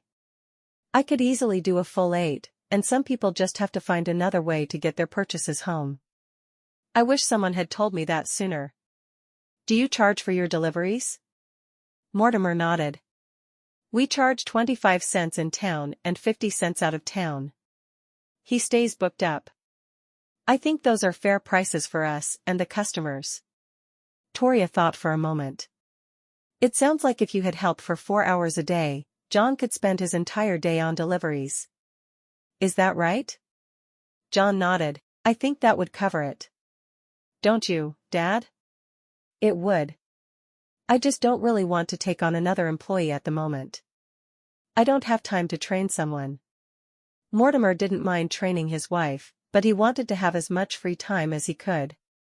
Getting to know her was a lot more fun than he'd dreamed it would be. Sounds simple enough. Train me tomorrow, and I'll take John's place in the store, starting on Monday.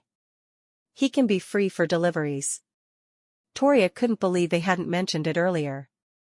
Helping out would make her feel valued. What about your lunch idea? Mortimer asked. Oh, true. She frowned for a moment. Here's what we'll do. I'll spend Monday morning doing the lunches, and Monday afternoon in the store. Then you still only need to deliver on Monday. Most days, I'll probably want to be in the store early in the day, but there's no need on the days I'm fixing lunch. Mortimer and John exchanged a look. You won't feel like we're trying to take advantage of you? Mortimer asked. How is that taking advantage of me? I came here fully expecting to help out in the store as much as possible. I love the idea of meeting everyone in town, and what better way is there to do that than working in the store? Toria was practically bouncing up and down in her seat, she was so excited to be able to help. It would be the perfect introduction to town. John nodded. If Dad's all right with it, then I think it's a brilliant idea. I would love to be able to do my real job and not constantly have to help out. You're still going to have to help out in the store some, Mortimer told him, but it sounds like most of your time can be spent on your deliveries. I'm sure we'll have some very happy customers. I'm sure we will. So many of the ranchers in the area would rather I delivered to them. After they'd finished supper, John and Mortimer again played checkers while Toria did the dishes. She would have been happy to play, but she didn't begrudge them the time she spent cleaning. She enjoyed cleaning. Anything that kept her hands busy and her mind occupied was enjoyable to her. She'd never been one of those women who could sit around gossiping, because she felt like she was wasting time. Once John had left for the night, Mortimer and Toria spent some time together, cozied up on the sofa. She kept her hands busy with knitting another pair of socks. "Who is this pair for?" She shrugged. "Does John need socks? Do you need some ready-made socks to sell in the mercantile?" "I'm not worried about what will happen to them when I'm done, as long as my hands are busy now." He shook his head. "If John doesn't need them, I'll sell them. I've worn mine, and they're very well made." "Did I thank you for spending your time on the train making me socks?" She grinned. "I didn't spend all my train time on socks. I also made myself the apron I've been wearing, and I helped a couple of women with their young babies." She bit her lip, needing to broach a subject that she wasn't sure he'd like. "How would you feel about more children?" "I'm not sure I can have them, but there's no reason to think that I can't." He tilted his head to one side, thinking about it. "I truly hadn't considered I would have more children of my own. I'm not sure why. I thought I could possibly be asked to parent the children my wife brought with her, but more of my own wasn't a thought." He was sure that it would help her to have children, so she could be busier, and while that wouldn't bother him, he didn't like the idea of losing her at the mercantile either. "Why don't we see what happens when the time comes?" "All right." She had always enjoyed being around children, but she'd never had a driving need for some of her own. Not like some women had. Her sister-in-law had 14 children, and she'd wept copiously when the doctor had told her that she was past her childbearing years. She'd wanted so many more. "I will say I like the way you are with John. I know he's not yours, and not technically a child anymore, but you handle him very well. I was worried that whoever came here to marry me would have trouble with him, but he seems to like you a great deal more than I thought he would like anyone. I like him too. I'm sure that helps." "I'm sure it does. Thanks for welcoming him into your life so readily. He mentioned today that he's enjoying being with us more than he likes the saloon. How would you react if he moved back in with us?" "That wouldn't bother me at all. He's only 19. I'm sure he has a lot more growing up to do before he's ready to be on his own." Mortimer laughed. "When I was 19, I was married and digging for silver while my wife waited for me back east." She was right, though. John was younger at 19 than he'd been. That was a different time. I don't think people need to marry so young anymore. Either way, though, I'm happy if he comes back or if he goes. If he's here, I'll have more to do, and I think you've already gathered my biggest fault." "Your biggest fault?" So far, he hadn't noticed any faults, except that she didn't look like his ex-wife, and truly, he couldn't call that a fault in good conscience. "I can't stand not being busy. I take on triple the work I should, because idle time is almost frightening for me. I've always believed that idle hands were the devil's playground. The only time I've sat idle in my life was when I was too sick to work. I still went back to work a couple of days before I should have. I'm not sure if I consider that a fault or a positive trait of yours. It could go either way, I think." "How old were you when you moved out of your parents' home and into the boarding house?" She sighed. 16. My parents were killed in a boating accident when I was 16, and though my brother invited me to live with him, I knew I would be better off if I just found a job and supported myself. There were times when they barely had enough food for their children, and taking in an extra mouth to feed would have paupered them. I can understand that. 16 seems so young for a lady to be on her own, though. She turned to him, her fingers stopping. "And it would be different for a man?" He shrugged, not realizing she was at all offended by his words. "In some ways. By 16, most boys are big enough to take care of themselves. They're ready for hard physical labor. Ladies aren't." "I suppose that's true. My niece moved out on her own at 18 and took over a matchmaking agency. She now has a reputation as the best matchmaker in all of Massachusetts." "What made her decide to be a matchmaker?" he asked. "That doesn't seem like a job for an unmarried young lady." She sort of fell into the job, but she realized she had a knack for it right off. There was a matchmaker who was marrying, and she was going to let the agency close. Elizabeth hated the idea of no one in town filling the position, so she took over. She and Harriet, the former matchmaker, still keep in touch. That's wonderful. I think women should be able to do anything they want to do. A smile touched Toria's lips as she got back to work. He'd redeemed himself with that last statement. I think it's time for me to turn in for the night. She was disappointed that he hadn't kissed her again, but she couldn't stay awake much longer with everything she had planned for the following day. May I kiss you goodnight? Mortimer asked. She smiled, because it was as if he'd read her mind. I'd like that a great deal. I'm glad. He cupped her face in his hands, and his lips touched hers. Good night, sweet wife. Good night. She wandered off to her bed, still smiling. He was a good man, and she was so fortunate that she'd been the one to answer his letter. Chapter 6. The next day proved to be a busy one, but it was such a good busy that Toria had no complaints. She was thrilled to work the cash register while her 2 men worked on displays. She disappeared an hour before lunchtime to get food ready, and then they took turns eating. She met several of the women of town while she worked, and she even had the pleasure of meeting Julianne Fontaine from the nearby town of Bachelor. She came in with Millie, and Millie was thrilled to be able to introduce them. Would you believe the store in Bachelor is out of pencils? How am I supposed to run a school with no pencils? Toria grinned. I would suggest stabbing the children's fingers and making them write with their own blood, but I've always had a rather morbid sense of humor. Julianne giggled softly. I'm not sure their parents would approve, and right now, I'm just so thrilled that some of them are allowed to go to school that I won't say a word. She leaned forward. Millie told me you were here. I was hoping you would let Willie do a little of the work around here. He's only a boy, but he works hard, and he's taken it upon himself to feed his family since his father died. Toria frowned. He could ride with John on delivery starting Monday if he's willing to help load and unload the wagon. I'd make sure he got a fair wage. She'd make sure of it even if she had to work all night knitting scarves to sell in the store so she could pay his salary herself. Julianne nodded. I think that sounds perfect for Willie. Are you sure you don't mind? I'll have to talk it over with Mortimer, but I'm sure I can convince him. Can he make it here by 9 every morning? I think I can arrange a schedule, so different men drive him every day.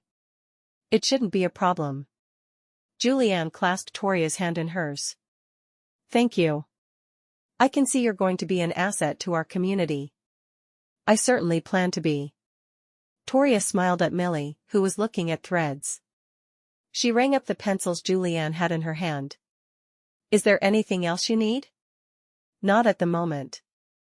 Thanks again. Julianne paid for her pencils and wandered off toward Millie, who was chatting with John. Mortimer came over, and Toria briefly described what she'd just agreed to, and to her surprise, Mortimer nodded immediately. That sounds perfect.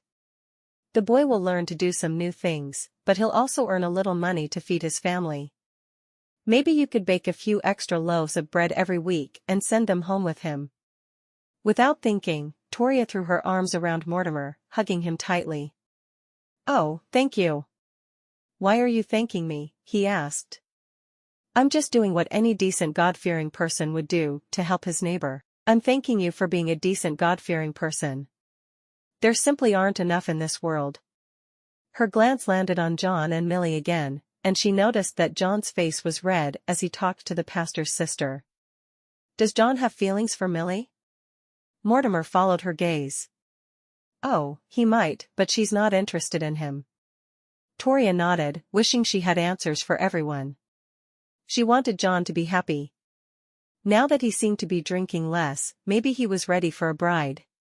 Of course, he'd need to show himself a good man for a whole lot longer than just a couple of days. As the day wore on, every person Toria met, she wondered about. Sometimes she was able to ask John or Mortimer, but more often than not, she was left with questions about her new acquaintances. Mortimer had told her that the store was busiest on Saturdays, and she could believe it. They hadn't had a lull in people the entire time she'd been there. She noticed that the cookies were still disappearing by the time the store had been opened for an hour, even with her making enough to double what Beatrice had made. She hoped she'd be able to spend all day Sunday baking cookies. Maybe they could have enough to last until noon for a day or two. As a businesswoman, she was always sad when she couldn't keep up with the demand. They were free to raise their prices, but she didn't want to do that either. Fair prices were important, especially in a town like Creede. They didn't want to get the reputation of not pricing things in a manner that was affordable. An hour before close, she disappeared upstairs to start supper, pleased with the good day she'd had. "You're doing a good thing, helping Willie," a voice said from behind her.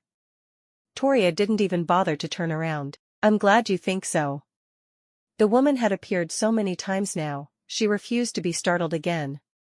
Instead, she would act as if mysterious people popped into her world all the time. "What should I call you?" There was silence for a moment, and then the woman said, "My name is Grace." Grace? That was Mortimer's wife's name. So it was. Grace seemed to be examining her fingernails. Toria really didn't want to make any kind of connection between the woman in front of her and Mortimer. She decided not to think about it for a bit. "Why are you here today?" "Because you were wondering if you'd done the right thing by helping Willie and volunteering to help out so John could make his deliveries. I need you to know that you've done many good things since you've arrived in Creede. You are a good woman, and everyone is happy to have you here." "Everyone?" "Because I still worry about John a bit." Toria grabbed a glass of water and sat down across from Grace. "Well, don't. He just hates the idea of anyone taking his mother's place. I keep telling him I don't want to take her place. I just want to be a good wife to his father. John will come around. Keep working with him. You're his only hope." "His only hope? What does that mean?" The woman seemed to consider whether or not she should answer, but finally said, "If he doesn't stop visiting the saloon, he won't make it much longer. Having you here, he seems to want to stop. For some reason, you're a very calming influence on him. If you can keep that up, it will be the best thing for him." She looked around. "Mortimer and John are going to be here for supper in just a moment. Please remember, John needs you as much as Mortimer does." Even as Toria was frowning at Grace, she gradually faded from before her eyes. "I'm losing my mind, and I'm not even sure why." She turned back to the stove to finish cooking, thinking about everything Grace had said to her. Surely there was a way to help her new stepson. John showed up for breakfast the following morning, telling Toria and Mortimer that he wanted to go to church with them. Mortimer smiled, happy to hear that his son was finally interested in spiritual matters again. When he'd been younger, he'd been very enthusiastic about worship, but losing his mother had changed everything for him. The three of them walked to the small church together, crunching through the light dusting of snow on the ground. "I love this time of year," Toria said, spreading her arms wide. Mortimer smiled at her, loving her zest for life. "Why do you love it?" "Because while the earth is sleeping under the snow, we're getting ready for the most important holiday of the year, the celebration of Christ's birth. The snow makes the entire world beautiful. With the mountains here, it's even prettier than the Massachusetts Christmases I've always known." Mortimer exchanged a look with John. "I think she likes it here," Mortimer told his son. Toria turned around, walking backwards for a moment and looking at both men, who had fallen behind her in her exuberance. "I love it here. It's the most beautiful place on God's green earth. Maybe this town has seen its share of hardships, but I'm determined that all of that is in the past. From now on, it's going to be sunshine, rainbows, and spice cake." "Spice cake?" John asked, looking confused. "Spice cake is my favorite. I like it even better than chocolate. Oh, and cinnamon rolls. I wonder if cinnamon rolls would sell in the store. I love to bake cinnamon rolls." Mortimer laughed out loud. "Slow down, Toria. You're going to work yourself to death in your enthusiasm to do everything and make the world a better place." She nodded. "That's a fact." She turned around and walked forward again, stopping at the church. "Let's worship the Lord together." When they opened the hymnals to sing, Mortimer recognized the first thing he'd seen that his wife wasn't good at. She sang loudly and happily, but she couldn't carry a tune at all. Listening to her voice made him want to plug his ears. It was a good thing she wasn't one to sing while she worked. She would run every customer they had out of the store. After the service, the old woman in front of them turned to Toria.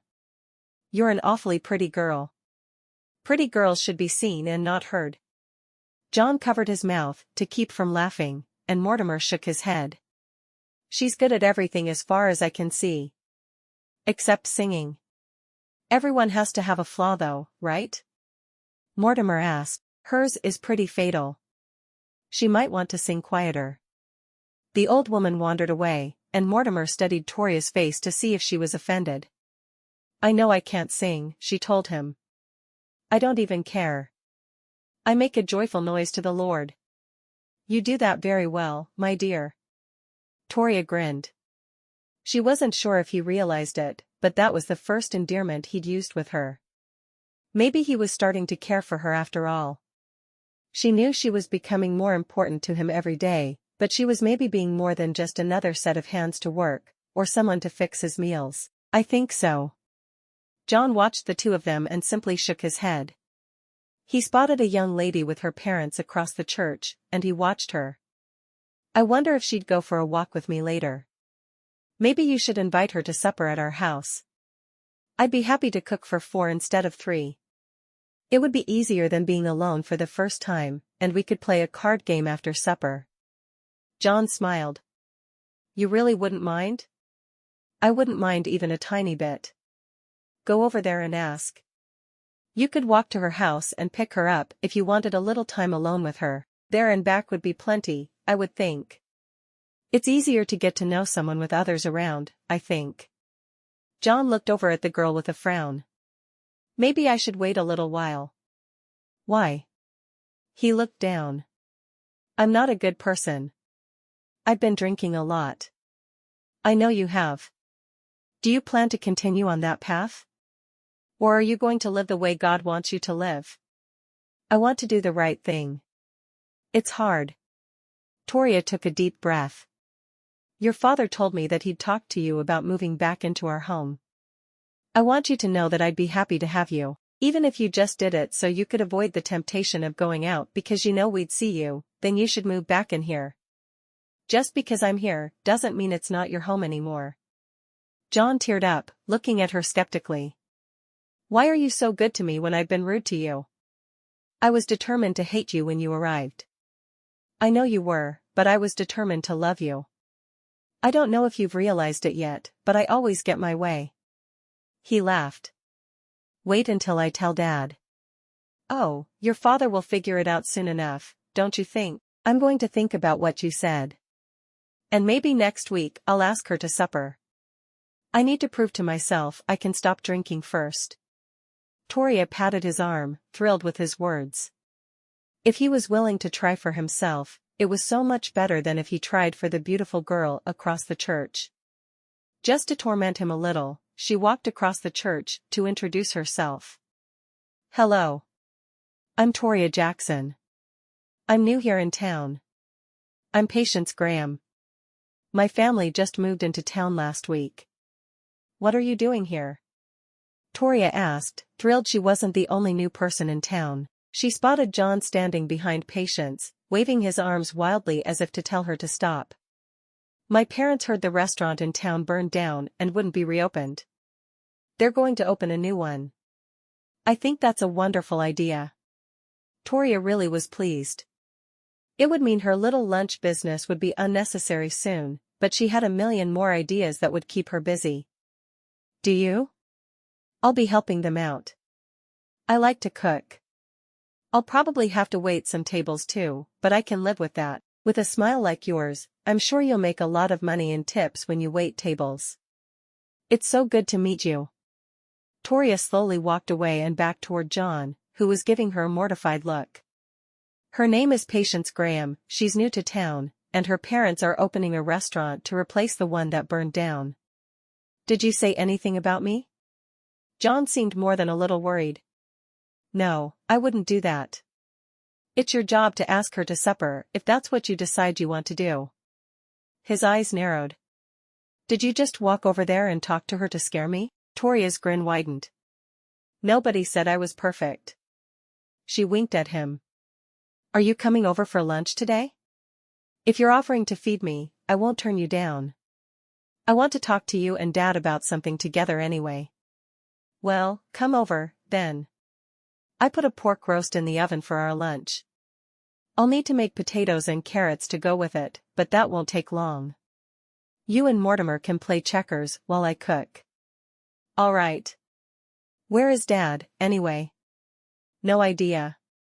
She looked around and spotted him talking to Arthur. Oh, he's over there talking to Arthur. Those two seem like fast friends. They are. I think it's good that Dad has made friends with him.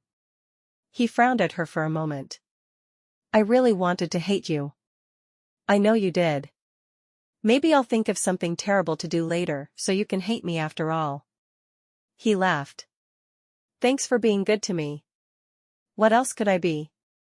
Toria walked across the church to find Beatrice sitting in a pew near Arthur and Mortimer, who were talking non-stop.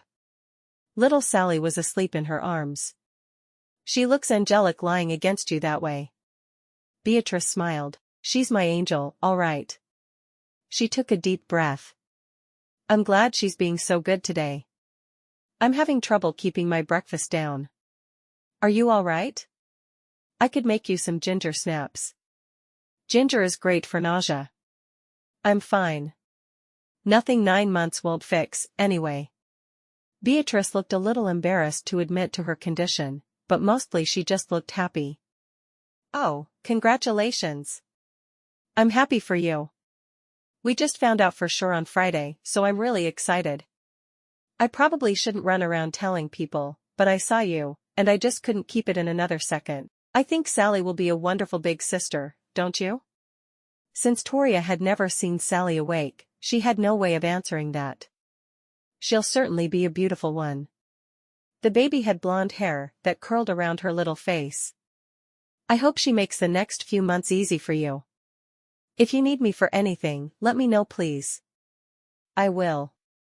Beatrice looked over at Mortimer and Arthur, who were still talking. I think our men might need to be torn apart if we want to make it home before supper time. At least they're talking kindly to one another. I think it's good for both of them. I don't imagine Arthur has much time for friendship when he spends all day in the telegraph office. Toria looked at Beatrice with a smile. Why don't the three of you come for supper tonight? John will probably be there as well, and we could spend time getting to know one another better. Beatrice looked nervous at the idea. I'm not sure if Sally will sit still or not. She's very rambunctious. Then we'll just make sure anything breakable is put up. Please come. Beatrice nodded, a smile on her face. We'd love to. Then I won't have to cook supper. It will be nice to take a break. Is there anything I can bring to help? Just yourselves. We'll see you at 6. Toria was excited to have people over for supper. She'd never been able to in the boarding house, and though she'd cooked for the other boarders, it hadn't been the same as having her own home. On the way home, Toria practically danced in the street. It was a good thing there was very little traffic. I invited Beatrice, Sally, and Arthur for supper tonight. I've never had the opportunity to entertain guests in my own home. I'm very excited. Mortimer nodded. They've had me over for supper a few times. I'm glad we can reciprocate. I'm not much of a cook, and I wasn't about to invite anyone over to eat my beans and cornbread. Badly cooked beans and cornbread, John interjected.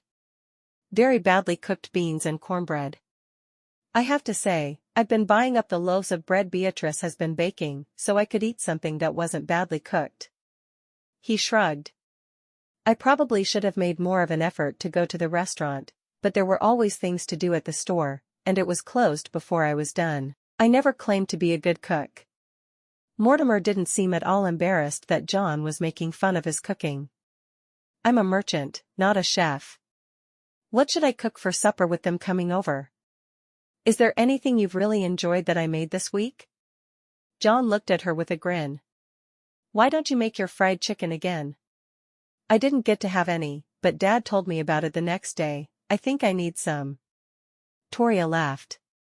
She did enjoy the humor that was constantly displayed between her two men. When they reached the house, the two men sat and played checkers as she'd suggested while she finished fixing lunch, and then they ate together. As soon as the meal was over, John looked between the two of them.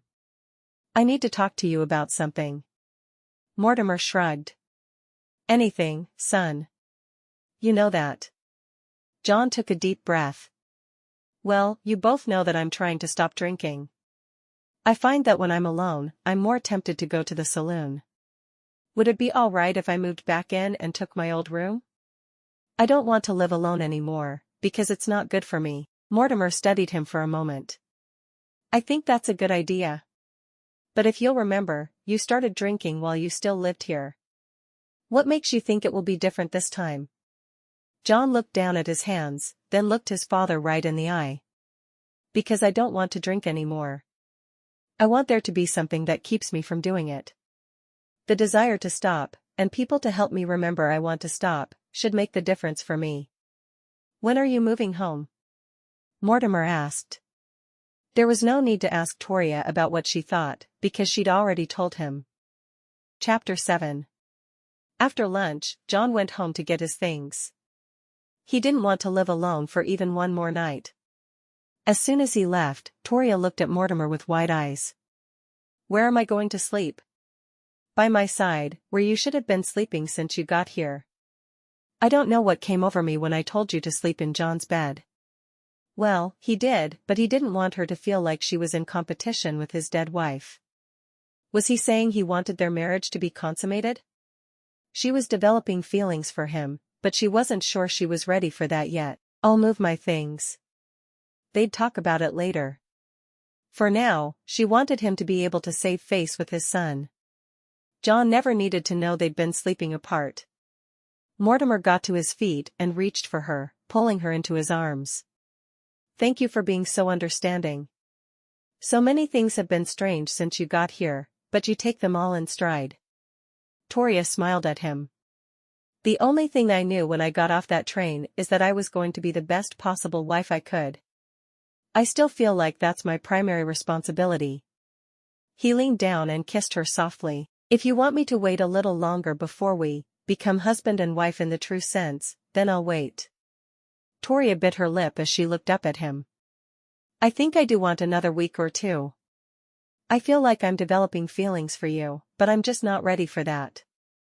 "Are you sure you don't mind?" "I don't mind at all. It will be strange for me to even share my bed again after so long. We'll get used to it together, though." "Thank you, Mortimer. I couldn't have asked for a better husband." She hurried away to gather her things and carry them into his room. It took her some time, but before John returned, Mortimer's bedroom looked like they'd shared it since her arrival. She scattered her brush and a few other personal items on his dresser, and carefully folded her clothes and put them in the drawers. She even made sure both pillows had head imprints so it looked as if two people had slept there. "All right. I think we're ready for John to come back." Toria looked at her handiwork with a smile. "I'm going to start frying the chicken. John and the Jamesons should all be here within an hour and a half, and they all expect to be fed." While she worked, she smiled, content. She was in the right place, and she knew it. She may not be madly in love with her husband, but sometimes love had to build, and she knew her feelings were building quickly.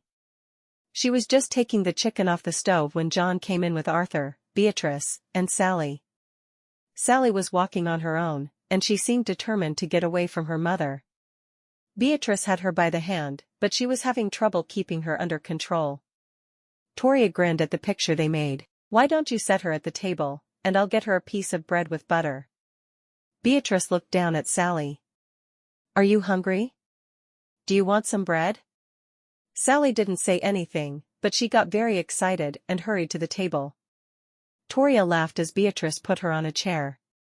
"Does she talk yet?" "Just a little. Her only words are mama, dada, and no." "No is her favorite at the moment, right, Sally?" "No," Sally responded. Both women laughed, and Toria buttered a piece of bread and put it in front of the toddler, who promptly picked it up and started gnawing on it. Beatrice moved over closer to Toria. How can I help? Just sit with Sally. I've got everything under control. I'm so glad you joined us tonight. Mortimer said you've had him over for supper several times, so he was glad I invited you to come over here. We were neighbors to him, just as the Bible says we should be. Beatrice did sit down beside Sally, watching the little girl make a mess with her bread. Do you have a tin cup? I don't want her to have anything breakable, because she likes to drop her cup on the floor when it's empty. It's her way of telling me she needs a refill. Toria immediately went to her cupboard and dug to the back for a tin cup. I have a tin plate too. That would relieve my mind a great deal. I don't want you to invite us for supper and have your home completely demolished by my little girl. Toria laughed. I need to tell you about my nephews and nieces sometime. I'm sure Sally is absolutely angelic in comparison. I'm not so sure about that, Beatrice answered. Are you sure there's nothing I can help with? Do you want to stir the frosting for the cake? I have it cooling, and I was just about to mix it. Everything else is done. Toria had worked hard to time things so they'd be ready to eat almost as soon as the others arrived. She'd be up late baking for the next day, but hopefully she could do all she wanted to get done with no problem. As soon as the cake was frosted, Toria went to the parlor. It's time to eat. John was the first to his feet. No one cooks like Toria, he said as he headed for the table. Toria's eyes met Mortimer's, and they both smiled. The change in the young man was something they'd both been hoping for, and it had happened for them. John offered to say grace that night, and Mortimer nodded. Heavenly Father, we thank you for this meal that will nourish us. Thank you for the fellowship of these fine people, and for the love that I feel as I move back into my childhood home. Thank you for giving me a second chance to do your will. Amen. Toria had tears in her eyes as she echoed, Amen. John grabbed the plate of chicken. Toria made this for my dad her first evening here, and he told me all about it the next day, but I didn't get any. Now that I live here, I get to eat everything she cooks. Mortimer shook his head. Now we understand the real motivation behind your actions, don't we? John laughed easily. I have to say the idea of Toria's wonderful cooking didn't hinder my decision-making process. Beatrice's eyes met Toria's, and she had a smile on her face. It was obvious to everyone that John was doing much better than he had been. After supper, the men took Sally into the parlor so the women could do the dishes. I can see you haven't had time to bake today. Do you want me to help? I couldn't ask you to do that. Why not? We're friends. It'll be nice to do something I enjoy without the baby underfoot for a change. Toria nodded. All right then. I'll let you help for a while. The two women worked well together, each of them understanding what the other would do next. They were both very experienced in the kitchen, and that helped them. Dinner was delicious. Beatrice kneaded dough for bread as she complimented Toria. Thank you. Fried chicken has always been one of my favorite things to eat, so I tend to cook it often. John was the one who chose it tonight, though. He seems like a new person, Beatrice said with her voice soft. I worried about him, but since your arrival, he's really done well. He's a good person. He just needs to remember to make the right choices, and sometimes that's really hard. Toria shrugged. Mortimer and I are both glad that he's moved back in, because we can give him gentle nudges when he needs them to make those right choices. He's really excited that he's going to be delivering full-time starting tomorrow. He's always hated having to work in the store, but he feels right at home driving a wagon. Willie is going to help him. Willie from Bachelor? He's such a sweet boy, but he is trying to do too much for his family. He's too young to take on the kind of work that he has. I know, but at least he'll be with someone who will keep an eye on him, and he won't have to do as many odd jobs if he's working steadily. Julianne is going to arrange for different men to bring him into town for work every day. That's wonderful. It'll be good for him and for his family. Beatrice finished kneading the dough and put it into a bowl to rise. Now what? You just sit there. I have the cookies ready to go. We'll chat while they bake. Sounds nice. When the small family left an hour later, the cookies were baked, and the bread was rising in bread pans. She put the bread pans into the icebox to keep cold, not wanting to stay up long enough to bake them that night. Toria wiped the table to make sure everything was perfect.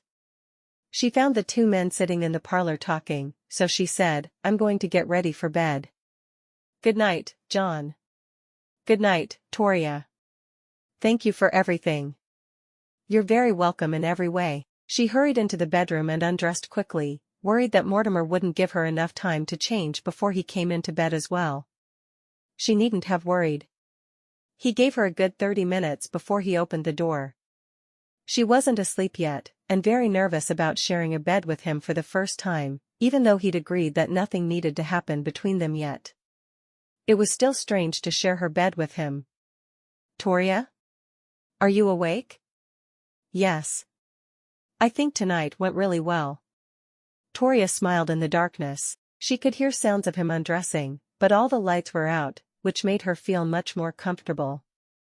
"I do, too. I think John has turned a corner. He seems genuinely happy to be here." "I think he is." Mortimer slid under the covers beside her, careful not to touch her. It was an awkward position for both of them to be in. "Thank you for welcoming my son as if he was your own, but not pressuring him by mothering him. I think that's the key. You give him choices, but you're not pushing him toward anything." Toria rolled over so she was facing him. "I'm happy to be of any kind of help at all. I'm just glad he's no longer determined to hate me. I don't think he ever really wanted to hate anyone, but I could be wrong. His devotion to Grace was very strong. His mention of his late wife's name made her think of the woman who kept appearing to her, then fading away. She didn't mention Grace, though. She couldn't. She had his attention for now, but she was certain as soon as he thought of his perfect first wife, she would be forgotten once again. "Good night, Mortimer. I hope you sleep well." Mortimer went up onto one elbow. "I'd like to kiss you good night, if I may?" She loved the way he always asked for permission before kissing her. Soon, maybe he would realize he didn't need to, but for now, the formality seemed sweet to her. "I'd like that." His kiss was soft and brief. "I'll see you in the morning." Toria closed her eyes, falling asleep with a smile on her lips. He may not love her, but he treated her with caring and respect. What more could a mail-order bride ask for? Early the next morning, she got out of bed and dressed in the darkness. She needed to bake the bread she had waiting in the icebox, as well as make breakfast and prepare lunch for 15 people. She started with the bread, and while it was baking, she whipped up batter for pancakes. She made bacon and scrambled eggs to go with them, wanting a good breakfast for both men, but particularly for John. He was starting delivering full-time that day, and she knew he'd need his strength. The siren's call of bacon brought both men into the kitchen, each of them yawning. "We may have stayed up later than we should have last night," Mortimer said with a grin. "That's understandable. We had guests, and you two had a lot to catch up on. It's not like you see each other every day." Mortimer laughed. "My sweet little wife is sarcastic in the mornings. It happens sometimes." She put breakfast on the table for both of them, but she stayed at the stove for a bit longer. She needed to boil the chicken that would be the base for her chicken and dumplings for the men coming for lunch. She was a little nervous about serving so many of them, but she was also excited. It was a new business venture, and something that would surely make a little extra profit. "Aren't you going to eat?" Mortimer asked, frowning at her back. "Yes, in just a minute. I have to get lunch started, and then I'll be there." As soon as she finished, she sat down at the table, and realized then the men had waited for her. "You should have started without me." "We have manners," Mortimer said, taking her hand and bowing his head for the morning prayer. "I tried to take a bite of bacon, but Dad made me stop." John said after the prayer, a grin on his face. "You sure are happy in the mornings," Toria said. "Have you always been this way?" He nodded. "Most always. There was a time after Mom died that I was never happy about anything. Thankfully I made it through that, and I'm doing better now. I'm really glad." I'm sure your mother would have wanted you to be happy, even after she was gone. It's not a sin to laugh and joke and be happy again. John frowned. I guess I never thought of it that way. Any time I wanted to smile, I thought of her, and remembered I was supposed to be grieving. And then the guilt would hit me again. Mortimer shook his head at his son. Why didn't you ever tell me you felt that way? I would have told you it was unnecessary. Your mother was the least selfish person I've ever met. She wanted you to be happy at all times above all else. But I needed to grieve her. Of course she needed to grieve her, but it didn't need to last 5 years. She never would have wanted that at all. Toria sat quietly, listening to the two of them talk. She felt like she should leave the room for such a private talk between father and son, but she needed to be there to get her bread out of the oven when it was done if nothing else. Long after they'd left for the store, she mulled over everything that had been said in her mind. She worried that her presence would keep them from being able to do the things they needed to do at times. You've done the right thing, letting John move back in here. He'll stay out of trouble and be far happier. Toria turned and looked at the woman sitting at the table. You're Mortimer's Grace, aren't you? You're his wife. Grace gave one nod. I was his wife. You are now. I'm not his real wife. Not like you were. He still loves you with everything inside him. She kept working on getting all the cooked chicken off the bone as she spoke. John has never stopped mourning you. I feel like I can never live up to your memory. You've told both John and Mortimer that you weren't trying to live up to me, but that they should see you as your own woman. If you really believe that, why do you worry about living in my shadow? Grace asked logically. I don't know. I guess I just feel like I could never possibly be good enough with the way your memory still plagues both of them. I chose you to be Mortimer's bride. I appeared to Bernard back in Beckham and told him you were in trouble down that alley. He didn't hear you scream.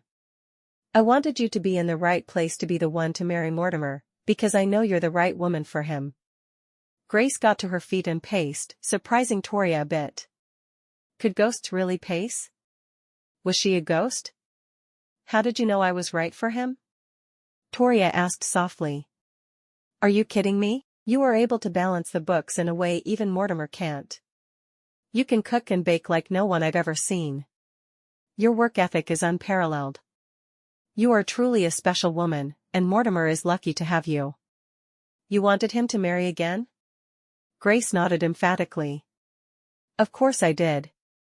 I wanted him to move on and be happy. I wanted the same for John, but that's harder. I hope that pretty little Patience from church will be good for him.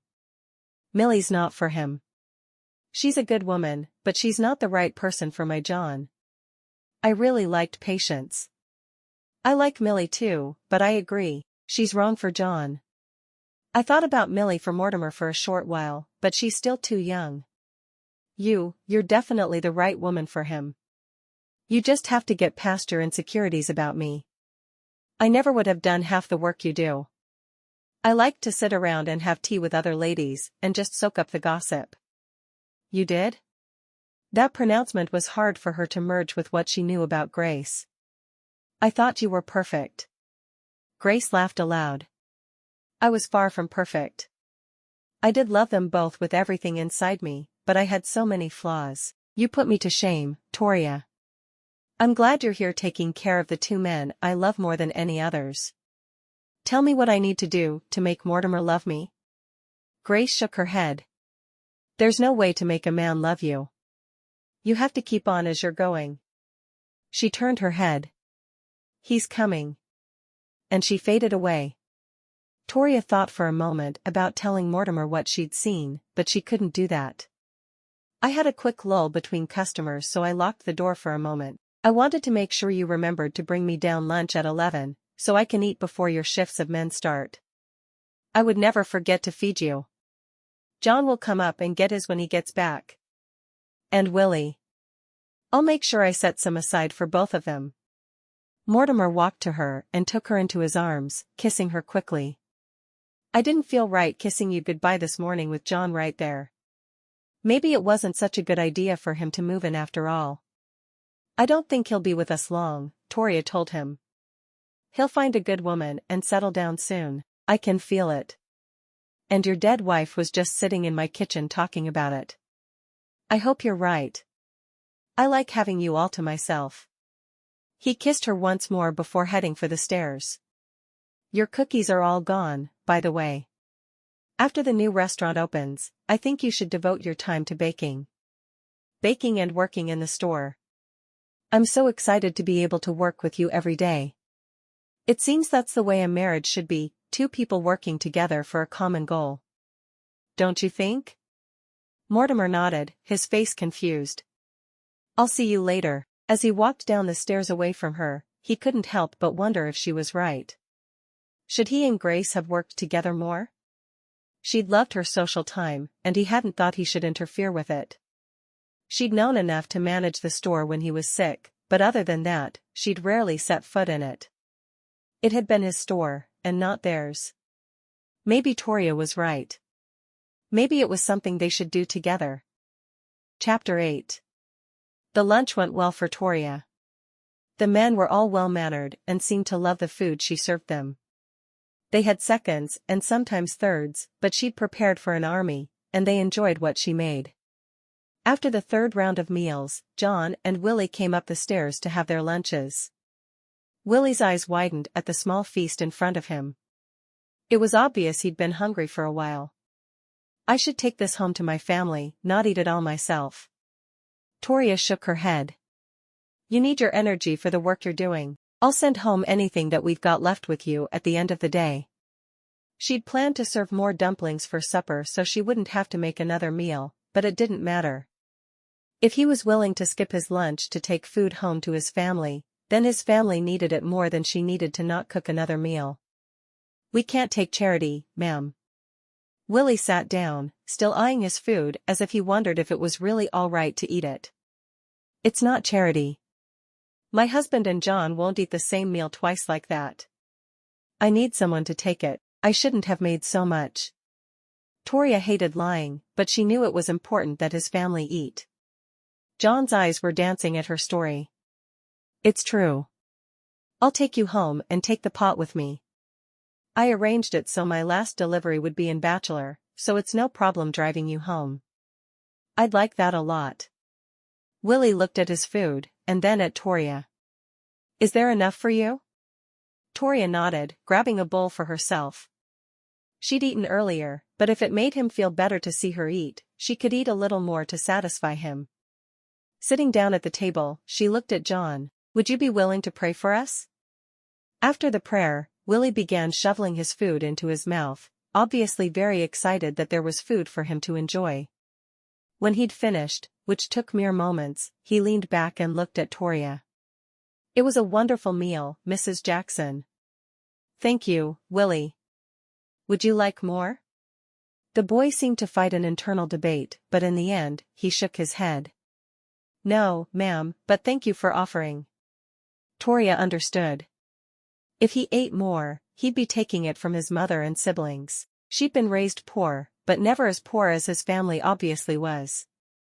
She wished there was a way she could help more, but she couldn't let the boy know that she was giving him charity. After John and the boy had left, she worked to scrub up the last round of dishes. She'd done a good job of keeping them up while the men took turns eating. Then she realized that she had nothing to cook for supper, because she'd promised the chicken and dumplings to Willie, so she went down the stairs to the store. Mortimer smiled, happy that his wife was there to help him. When she walked over and whispered softly why she needed new food, he nodded to her. Just show me what you take. She hurried over and chose something for their supper and went upstairs with it, getting it started. Back down the stairs she went, getting one of the work aprons Mortimer kept lying around and tying it around her waist. Do you want me to take the cash register? Would you be willing to go over and make the yard goods area more pleasing? I tend to lose a lot of business to the dry goods store down the street. For some reason, people think they should buy food here, but fabrics from them. Maybe you can help with that. She frowned. I didn't even realize there was a dry goods store down the street. I need to get out more. How many people live in Creede? There are more than 10,000 between Creede and Bachelor. That's the same size as Beckham. Oh my. And there's no restaurant? Sure there is. The one we had burned down, and Edwin McCrae, the former owner, is running one out of his kitchen. It's just not big enough to serve all the men who need to eat there. Even after the restaurant that the Grahams are building, you could keep your Monday noon thing going if you wanted to. There's enough business for another 3 or 4 restaurants in town, if not more. He shrugged. I need to learn more about this town if I'm going to make it my forever home. Toria raced off to the yard goods, studying the display, and then working on making it more pleasing to a woman's eye. She loved the idea of making it perfect. Mortimer watched her go, his mind zeroing in on the word, if. Did that mean she was making plans to go somewhere else? Wasn't she happy in Creede? Now that she was in his life, he wasn't sure how he'd be able to do without her. He hoped he was wrong, because he didn't want to keep her if she was unhappy. When John came back, announcing he was about to make his last delivery of the day and take Willie home, Toria hurried upstairs and got the big pot. Your mama will need to add a little water and warm it up, but other than that it's fine. She resisted the urge to add loaves of bread to it, because she knew that Willie would then know it was charity. Sometimes it was hard to walk the fine line between helping someone and making them feel uncomfortable, like they were a project. Willie thanked her and hurried to put the pot into the wagon before rushing back inside to help John load the wagon again. As Toria watched him work, she was amazed that such a wiry boy would work so hard. He obviously cared about his family a great deal to be willing to do so much for them. After they were gone, Toria went upstairs to start supper. She was just making baked chicken and baked potatoes, so she didn't have to sit over them and watch them. When she was finished, she descended the stairs again, spotting Mortimer on her way down. He looked sad, and she knew he was thinking of Grace. That's who he was always thinking about when he looked sad. She began fixing some of the displays and disappeared into the back room to make sure things were restocked. She knew her job well, but she wished she was a better wife to poor Mortimer. When it was time to close the store, he walked to the door and turned the sign. It's been a long day, he told her. She nodded. Long, but good. I'm happy I had so much to do. He shook his head at her. I'm afraid you're going to work yourself to death if you keep up this pace. If you cut everything else out, you could just work in the store with me. He would enjoy it if they could work together all day every day. It would make him very happy. While that's tempting, I think it's good for me to keep up with the baked goods and work on my knitting. Truly, she couldn't be around him that much, knowing he was still pining for his dead wife. What could she possibly do to make him realize that she was a good woman who was determined to love him? She stopped for a moment, an expression of grief coming over her face. She'd fallen in love with her husband, and there was no way he would ever love her. How was she going to be able to continue to be around him? Mortimer saw her face, and realized she must be missing home. What else could it be? If you'd like to go home for a visit for a week or 2, I wouldn't complain. He would hate every second of it, but he wanted her to be happy. His words came as a slap in the face. He wanted her to go. He needed to be away from her for a while. Why was she never good enough? Just let me know when you want me to go, and I will. She wondered if he'd buy her a round-trip ticket, or only one way. He obviously didn't want her, so maybe she should go back to Beckham? What would she do there, though? Sebastian was still there, and she didn't need to deal with him. He turned his back on her, pretending to straighten something on the shelf behind him. Maybe after Christmas? We're very busy here during Christmas time. Maybe if she waited that long, she would no longer feel the need to go. That was his hope, anyway. Of course he'd choose a time for her to leave that would be best for the store.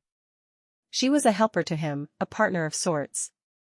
She wasn't someone he could ever love. I'll go finish supper while you close up. What time do you expect John back? Probably in 10 or 15 minutes. Go on and get everything ready. He watched as she hurried up the stairs, leaning over the counter and burying his face in his hands. What are you doing, Mortimer Jackson? Have you lost your mind? I don't know what you mean.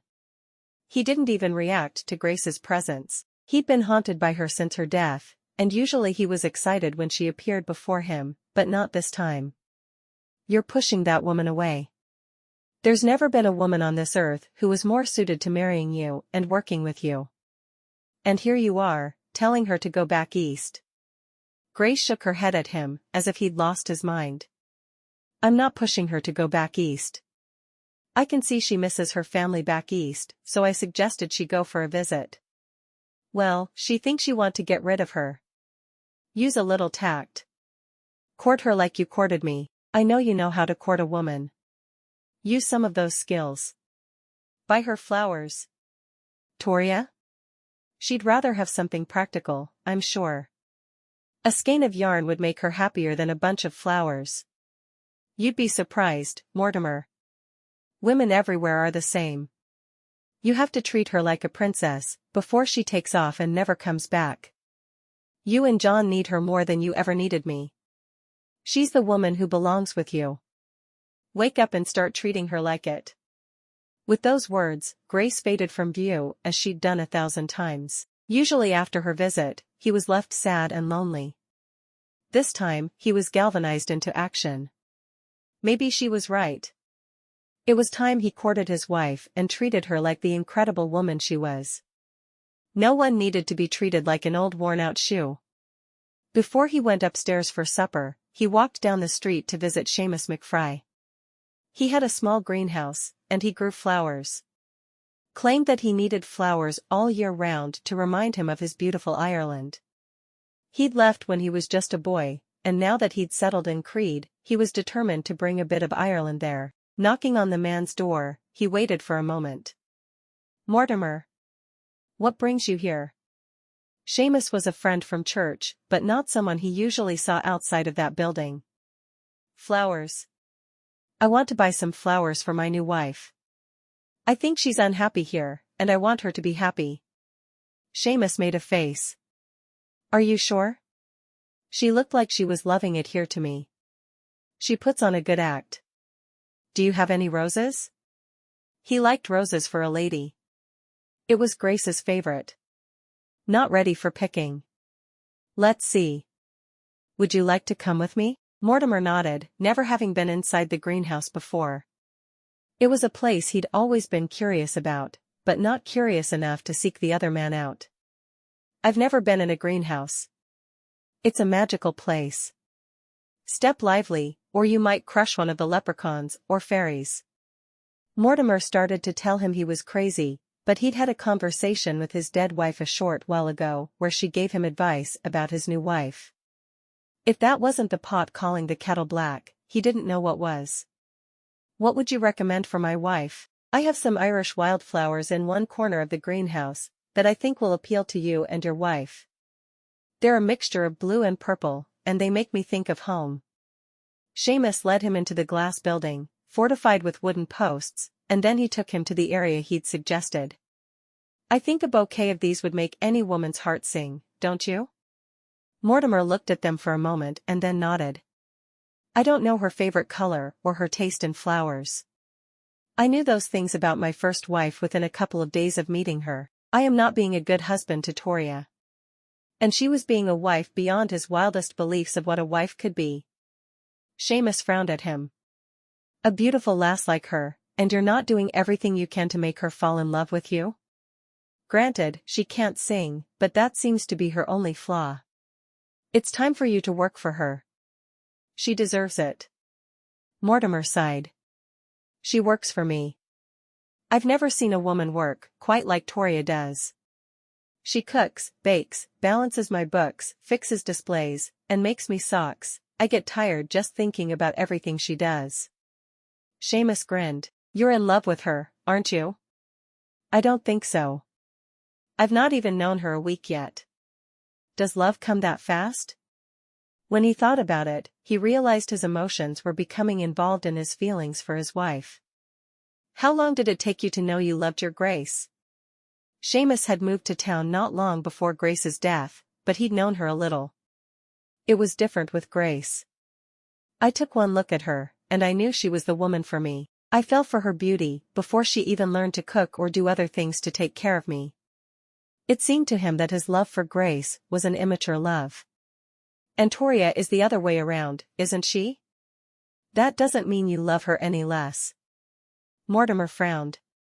Possibly. How much for the flowers? He'd picked a handful and was clutching them as if his life depended on it. They're a gift. Make your Toria happy. Seamus watched him go with a slight smile on his face. If I had a woman like the beautiful Toria, I'd be going to her on my knees begging her to stay and be my wife. If Mortimer heard him, he gave no indication of it as he walked away. Going straight upstairs to their home over the store, he saw that she was working away in the kitchen. Toria? She turned and looked at him, her eyes just a little red. He felt like the world's biggest louse for making her cry.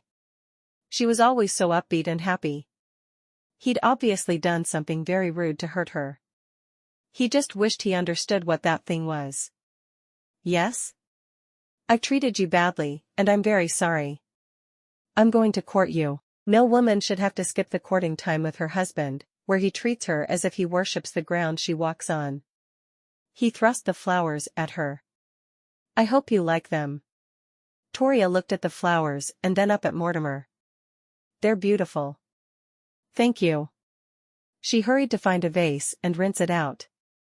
There were many vases there in the small house, telling her that he'd been a great deal more attentive to his first wife's needs than he was to hers.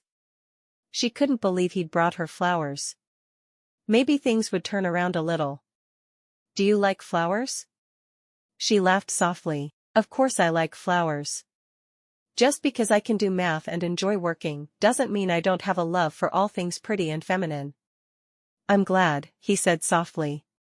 It was something he could bring her. And he could order her jewelry from the catalog in the store. He'd given his Grace a beautiful engagement ring that he'd had to pay off over a few years. Toria wore no ring at all, and he had the means to just buy one outright. What was wrong with him? Supper will be ready as soon as John gets back. She glanced at the clock on the wall, her brow furrowed. I expected him a while ago. Mortimer frowned. Maybe I should go see if I can find him.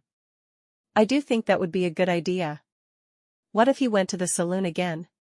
Her heart dreaded the idea that he'd gone back to his old ways, but if he had, she would continue to love him. I'm home. John called up the stairs, and Toria immediately felt guilty for her negative thoughts. I was starting to worry, she said. It was snowing on the way back. I took it a little slower to be safe. He looked between Toria and his dad. Sorry to worry you. I did what I thought was best. Mortimer nodded, clapping him on the shoulder. You did just right, son. Toria hurried to get supper out of the oven and on the table. Supper's ready. John shook his head. It's a good thing you made something else, since you gave away the supper we were supposed to have. Mortimer looked at Toria. I'm glad you gave our supper to Willie's family. He didn't want to eat his lunch, thinking he should take it home to his family instead. So I told him the two of you wouldn't eat the same meal twice, and it would help me out if he took the rest of the chicken and dumplings home. I had planned to serve them for supper. Mortimer laughed softly. Your big heart is going to hurt my stomach one of these days. She grinned. I made you something else. We can afford to make supper twice. He can't afford to make it once. I think it all balances out in the end. John smiled. His mother was very excited to get some supper. She's had a really hard time since her husband died in that accident. I don't know what she'd do if Willie wasn't doing so many odd jobs to help them. I'm glad I did the right thing. She looked at Mortimer. Would you mind blessing our food? We're talking so much about others eating, that we might starve to death sitting here looking at our own supper. Mortimer grinned as he bowed his head. Even if his Toria was a bit unhappy about the way he'd treated her since she'd arrived, she still found ways to joke around. He found he couldn't complain about that one little bit. After the prayer, he looked at John. How was Willie on your first day? John shook his head. He barely let me carry anything at all. The child is definitely hungry and willing to do anything to feed his family. I'm just glad he hasn't turned to thieving. That says something about how his parents raised him. Yes, it does. Mortimer nodded. I'm glad we'll be able to help out for a while. Chapter 9. The next few days were a peaceful time for Toria and Mortimer. John was happily doing his deliveries, so content it was surprising. Toria had in the back of her mind constantly that Mortimer didn't want her around. She wasn't sure how she'd upset him unless he was once again comparing her to Grace. Mortimer decided it was time to court his wife in earnest. He found out about a barn dance that was happening out of town on Friday night at the Clark's ranch outside of town. On Thursday afternoon, he went to his wife, taking both of her hands in his. Would you do me the honor of allowing me to escort you to a dance tomorrow night? Toria looked at him with surprise. A dance? Really? Yes, there's a barn dance at Royce and Marta Clark's place. The weather has been downright nice lately, and they thought to take advantage of it. I'd love to go. We don't need to work? He shook his head. We'll close an hour early tomorrow night. You'll need to take a covered dish, if you don't mind that. I think a loaf of bread or a cake would do as well. Is John going, too? I think he should ask Patience. Why she so badly wanted to see John married off, she wasn't certain. She couldn't have a need for grandchildren when she'd never had children, could she? Mortimer shook his head. John is welcome to go, but not with us.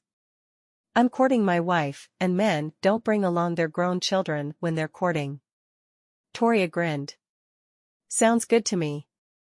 I have just the right dress to wear. She couldn't believe how excited she was about the idea of a barn dance, but it had been ages since she'd danced, and she did love it. I plan to work tomorrow afternoon, so I'll make baked goods in the morning, and a covered dish will be prepared before I come to work for the day. I will keep it in the refrigerator until about an hour before it's time to go. She frowned. Maybe I'll start working at 1 so I can give you your 4 full hours, but then I can also be ready when I need to be. She would even get out the irons to curl her hair. She was excited to have time to look her best for Mortimer. When John came in a few minutes later, he looked back and forth between the two of them. What's so exciting that you're both grinning? Mortimer shrugged.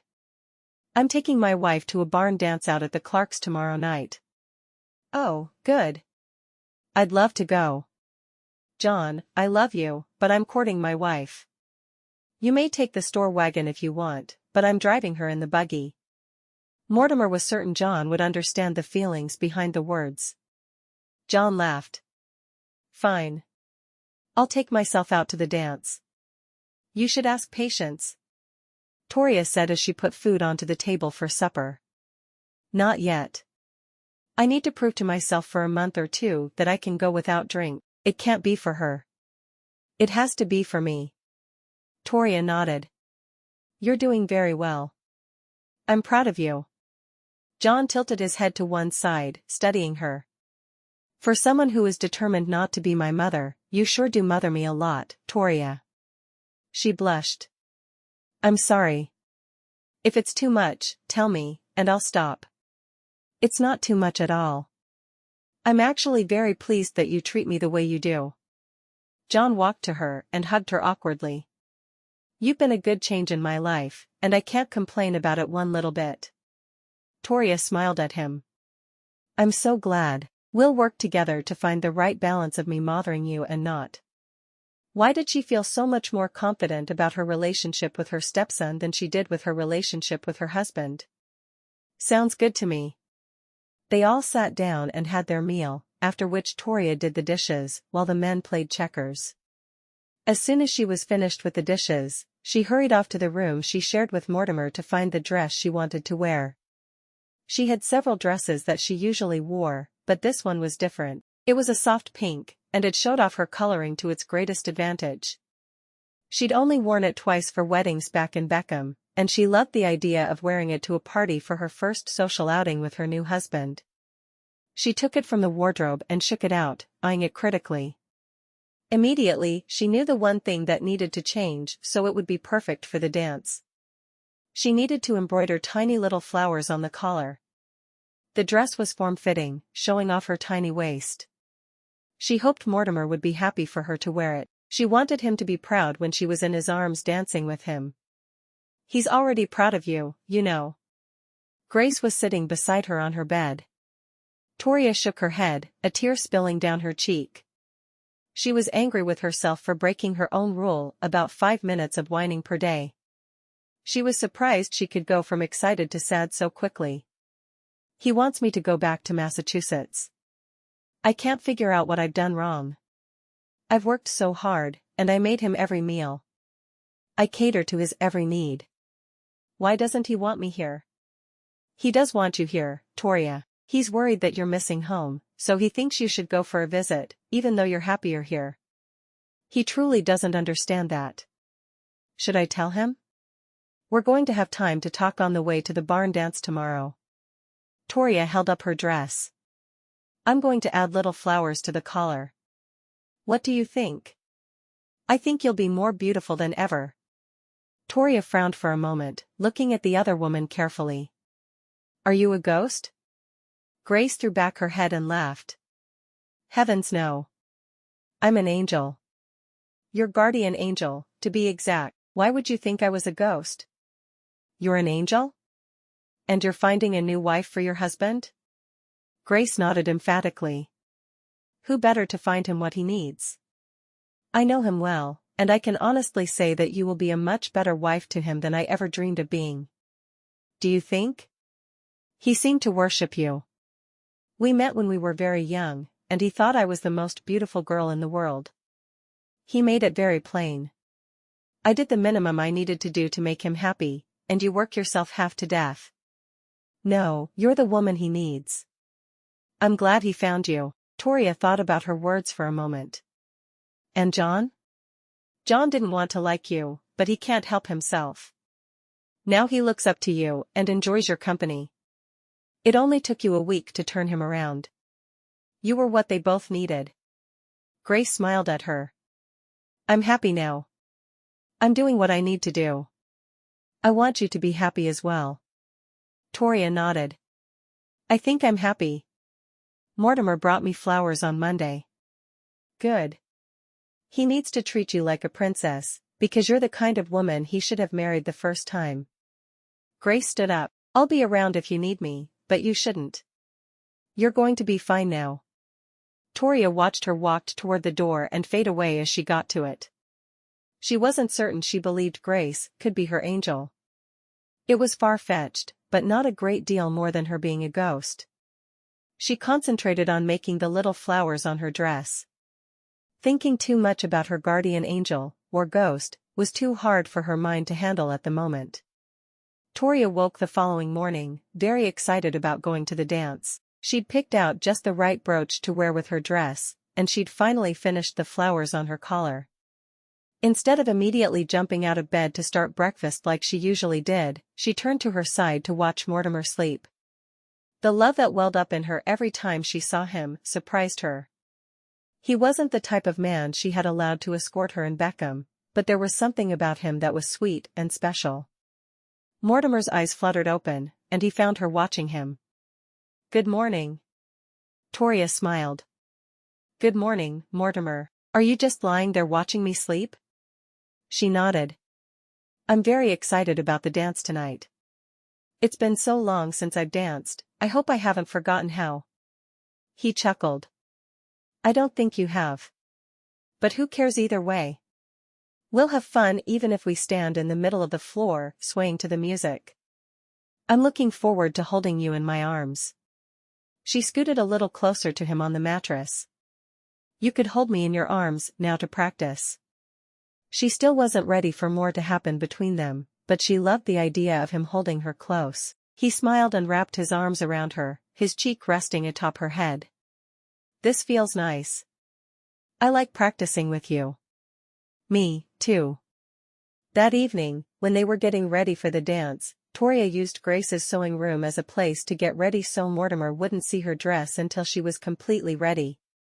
She took a hand mirror into the room and carefully did her hair, foregoing the curling, but instead putting it up atop her head in a new style she'd seen back east. When she was completely ready, she slipped her shoes on and stepped out into the hallway, seeing that Mortimer was stepping out of their bedroom, tying his cravat. He stopped short at the sight of her, wondering how he had ever compared her unfavorably to another woman. "You look beautiful." She smiled sweetly, thankful he thought so after the time she'd put into dressing. "Thank you. I'm ready. I just have to get the food we're taking from the oven. Would you help me with my cravat?" She nodded, stepping close to him, her fingers going to his neck to work on the tie. "I like how the suit looks on you." "Who tied your tie the day we married?" "John helped me with it. For some reason, he's always been better at ties than me. Of course, my hands were shaking so badly, there was no way I could ever have dressed myself properly." "You were nervous the day we married?" She was surprised. She'd never seen one little sign of it. "I was. Until I saw you. And then you were disappointed." "I was. I shouldn't have been, but I was." When she'd finished with his tie, he dug into his pocket and pulled out a small box. "I have something I'd like for you to wear to the dance, if you don't mind."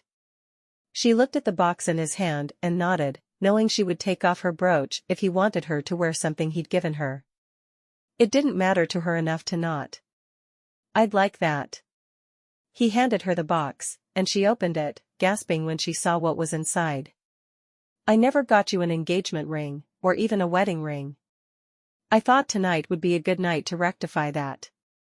He took the ring from her hand and slipped it onto the third finger of her left hand. "I hope you like it." "How could I not like it? Mortimer, it's beautiful." The ring was gold, with a diamond in the center. Never in her life had she dreamed she would own something so beautiful. "Thank you." "You're very welcome. Will it seem strange if I say it will give me pleasure to see you wear it?" She shook her head, still staring at the beautiful ring. "I hope I don't blind anyone with this thing tonight." Mortimer laughed. "Let's go dance the night away." She gathered the dish she'd made and followed him down to the front of the store. Otto the liveryman had brought the buggy around, and Mortimer gallantly handed her up into it. "Thank you, Otto," he said, taking the lines and sitting closely beside her. Otto nodded. "Sophia wants to go, so I'll see you there." "I'll look forward to seeing her." Toria gripped Mortimer's arm, and they headed for the dance. "I can't believe how excited I am. I haven't been to a dance in a good 10 years. There just wasn't anyone I wanted to go with." Mortimer smiled at her. "And you want to go with me?" He was well aware of the disparity in their looks. She was beautiful, and he was past his prime. He was in good physical shape from all the work he did in the store, but so was she. "I want to do everything with you, Mortimer." She bit her tongue to keep from telling him she loved him. She knew he wasn't quite ready for those words, and she wasn't ready for the rejection they'd bring. The courting he'd done that week had been very nice, and she'd loved the flowers, little gifts, and walks in the snow. "How well do you know Marta and Royce?" He shrugged. "They come into town to buy things, so I know them from the store." Marta is Royce's second wife. His first wife died in childbirth, but the baby lived. He has a whole house full of kids, I can't even recall how many now. But Marta has been very good for all of them. You can see that he's happy again. Do they often have barn dances? Back in Beckham, there were dances, but she'd never been to one in a barn. She couldn't believe how much she was looking forward to it. "I have no idea. I believe this is the first, but I don't always hear about fun things to do. I'm an old man." "You're not an old man. Why, you're not much past 40, are you?" He smiled at her. "I'm 42. I feel like an old man. I've raised a child, lost a wife, those are things that you've done when you're old." "But you started so young," Toria exclaimed. "You don't seem at all old to me. You make me feel young."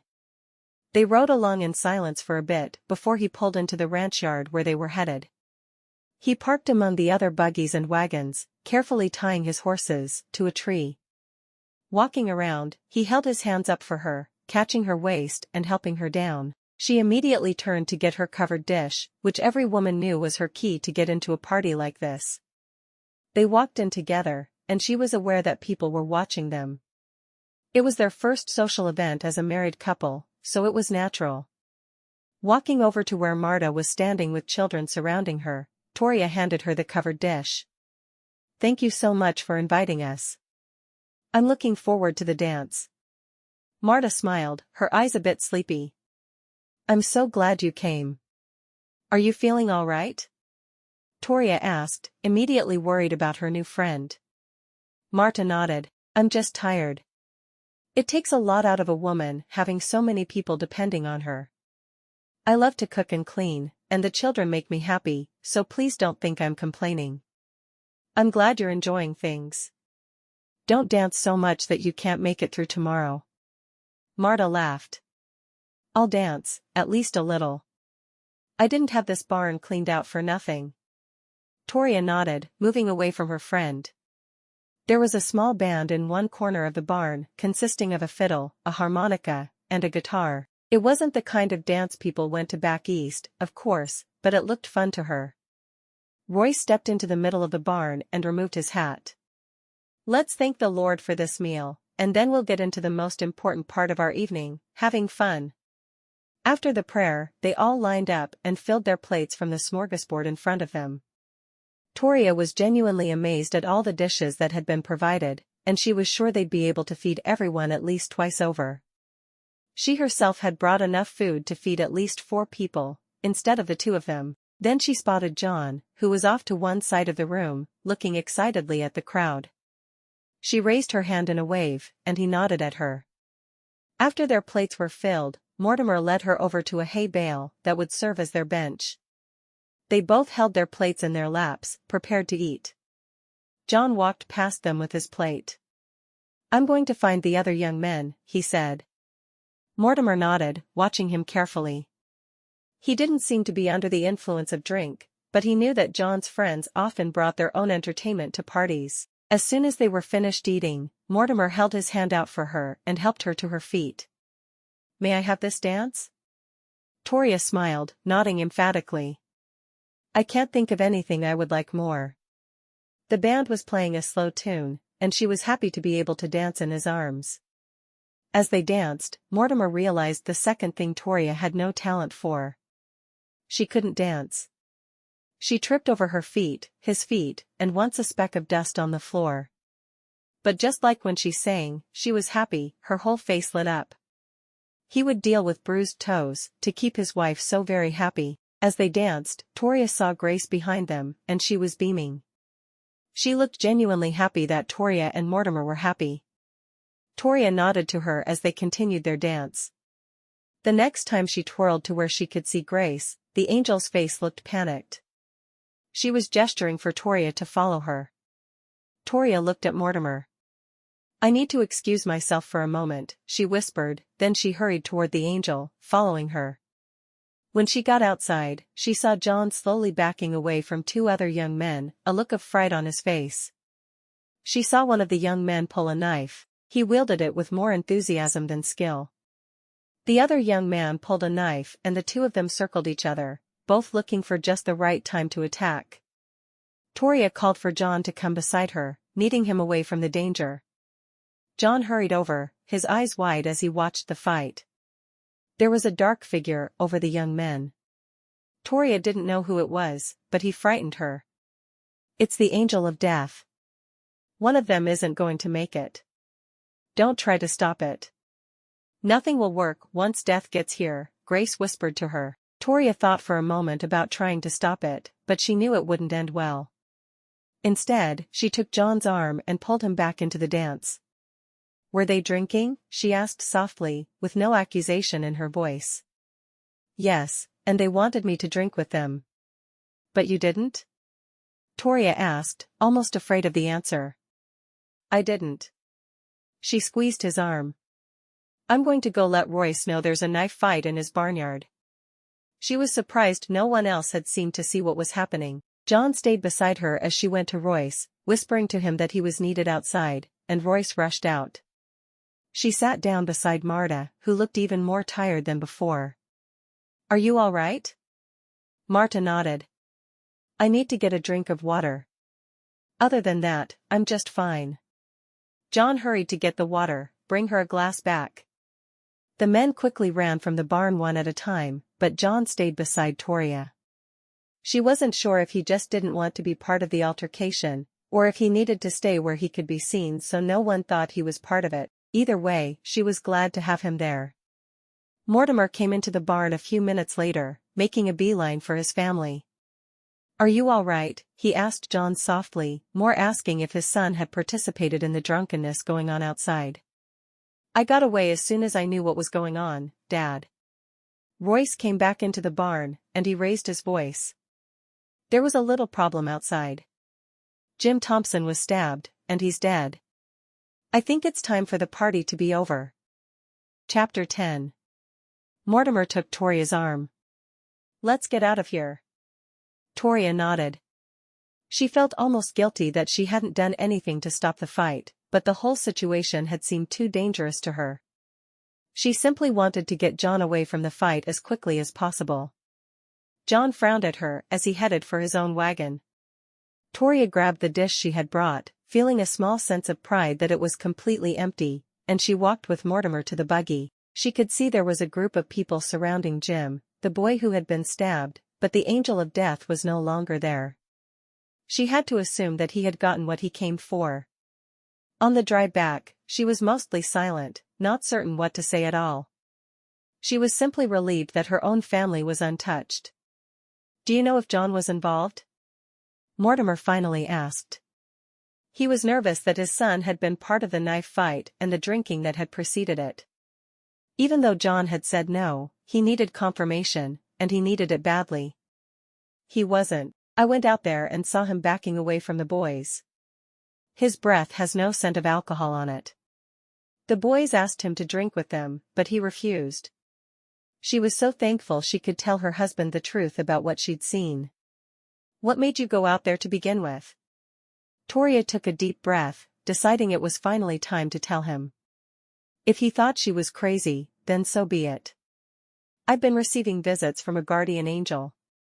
She told me that she arranged for me to be the one to respond to your letter." He took his eyes off the road for a moment to look at her, and then he stared straight ahead again. "Tell me about her." "This is the part that's going to seem crazy," she said softly. "My guardian angel is Grace." He nodded. "I wondered if she was appearing to you as well. She's made me crazy for the past 5 years, appearing every time I felt like I was finally getting over her and moving on with my life. I'll always love her, but the constant reminders have been hard." "You mean she appears to you as well, really?" Toria wasn't sure if she thought he was crazy too, or if she was simply relieved she wasn't the only one. He nodded. "The first time was right after I got home from her funeral. I know it sounds crazy, but it's happened so often over the years that I just wait for her to come to me again." "I don't think you're crazy at all. I felt like I was crazy, and I was afraid to tell you about her coming to see me. The first time I saw her was on the train on the way here, while I was making your socks. She told me I was doing the right thing, not by making the socks, but by going west to marry you." "Did you know she was my late wife then?" He'd always known, of course, but she wouldn't have had any way of knowing what his first wife had looked like. "No. I didn't discover that until Sunday, I think. That's when she told me she was my guardian angel. I thought I was just seeing this ghost. It was strange." "So did she tell you to go outside tonight?" He was very interested in her seeing Grace, but he was still trying to figure out how she'd gotten outside during the fight. "She was there during the dance. I could see her behind you while we were on the floor, and then the next time I was facing her, she was doing everything she could to get me to follow her outside. I did, and I saw John standing apart from the others, looking very upset. And then I saw something that I didn't recognize. Grace told me it was the angel of death. I didn't want to see anything happen, so I went inside. For a moment, I thought about trying to stop it, but she told me it was already too late." She sighed heavily. "I wanted to have John beside me indoors so no one would think he'd been part of it." "I see." Mortimer thought long and hard about her words. "Thank you for looking out for my son when he needed it. I feel like he's my responsibility too, now that we're married. I like John. I think he and I will continue to grow closer as we get to know one another better." He stopped in front of the house. Go ahead and go up. I'm going to return the buggy to the livery. I hope Otto and Sophia are back from the dance so he can help me put them up. He looked over and saw John drive past him with the store wagon, heading straight for the livery. He needed to catch up with him and tell him how proud he was that John had stood up to the pressure his friends had put on him to drink. When he got to the livery, Otto was helping John unhitch his horses. Mortimer parked the buggy and walked over to his son, patting him on the back. John looked at him, and though his eyes were haunted, they were perfectly clear. I think I've been scared straight, Dad. You were already doing what you should have been doing before the dance tonight. You might have been scared this evening, but it didn't change you. You were already changed, or you wouldn't have refused their alcohol. I'm proud of you. John seemed to grow 3 inches, while Mortimer watched. Thank you. I only tell the truth. Just like I always have. Mortimer looked to Otto. Do you need help? Otto shook his head. I'll do it. He'd always been a man of few words, so with a nod of thanks, Mortimer and John began the short walk back to the store. It was a good night before the fight, Mortimer said.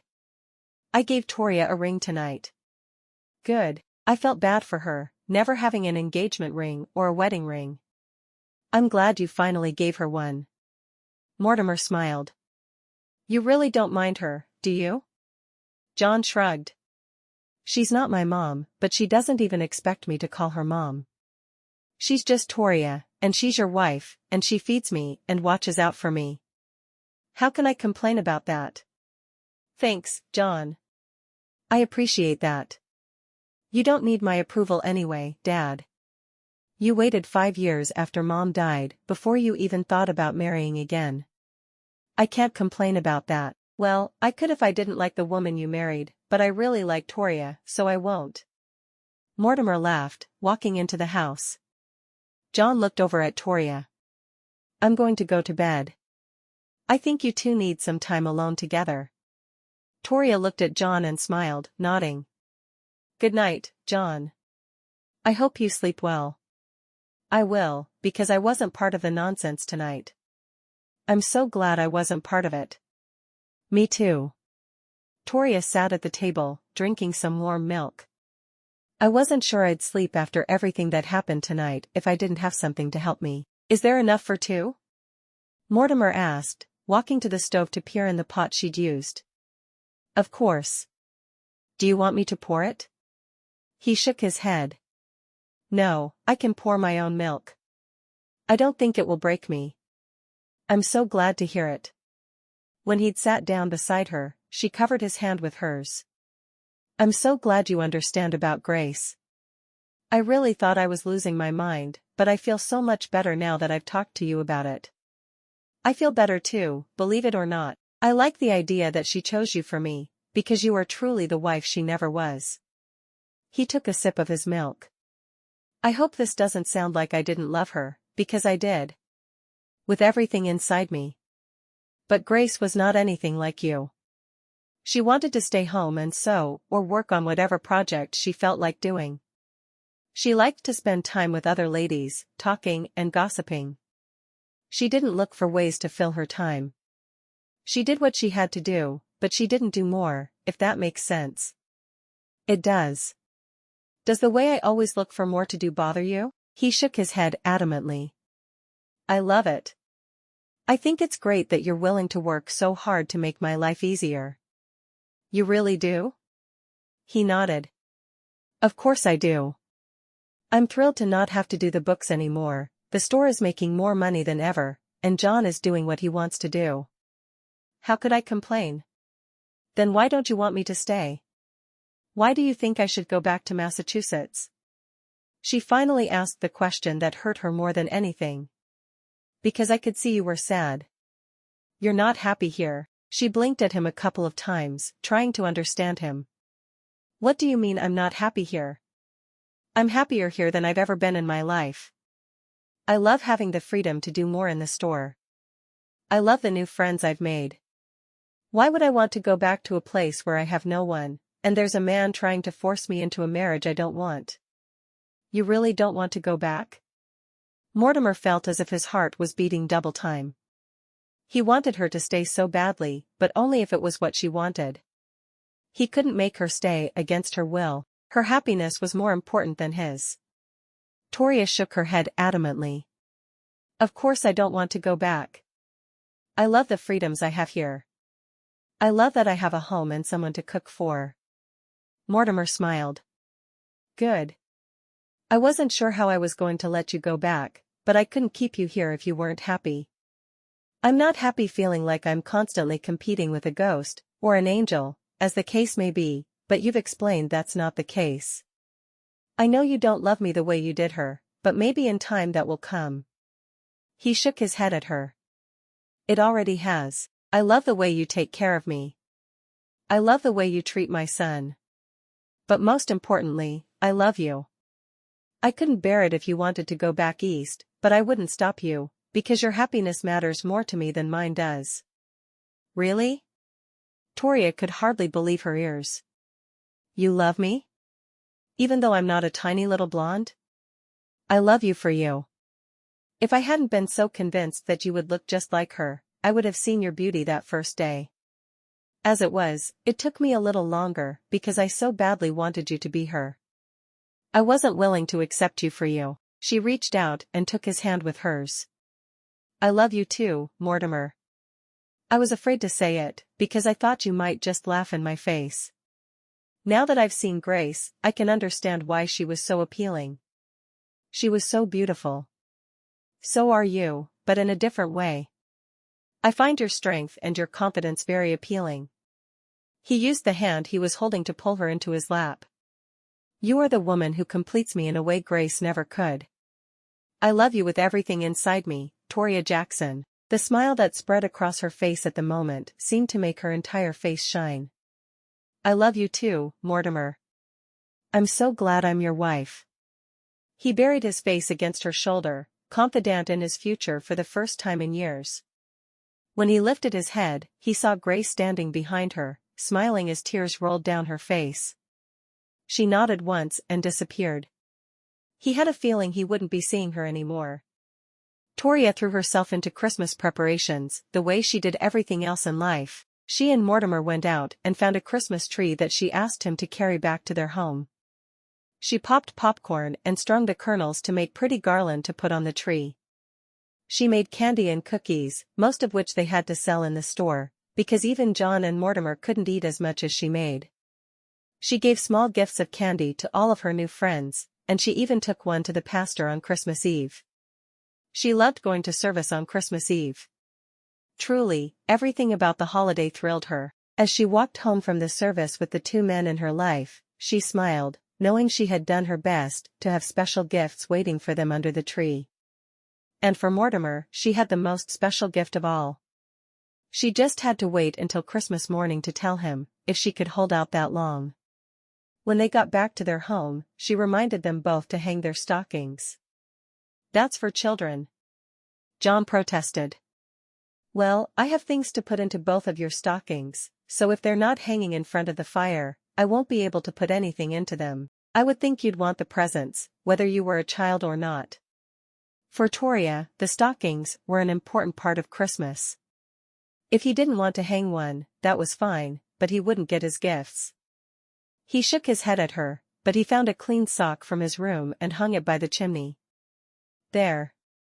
Are you happy now? He leaned down and brushed his lips against her cheek. Merry Christmas, Toria. I hope it's half as wonderful as you deserve. She smiled at him, watching as he headed off for bed. She turned to Mortimer. You go to bed, too. I need to put out the presents, and I don't want you seeing what you're getting. Mortimer just shook his head. He'd long since realized she was obsessed with Christmas, and there was no point in arguing with anything she had to say. Once she was finished, she looked around the room, making sure everything was just perfect for her first Christmas in her new home. Her first Christmas as a married woman. Her first Christmas she'd cared about in many, many years. Early the next morning, Toria got up early to fix breakfast. She was determined to make the men's favorite before they were up. So she went into the kitchen and mixed up the batter for pancakes.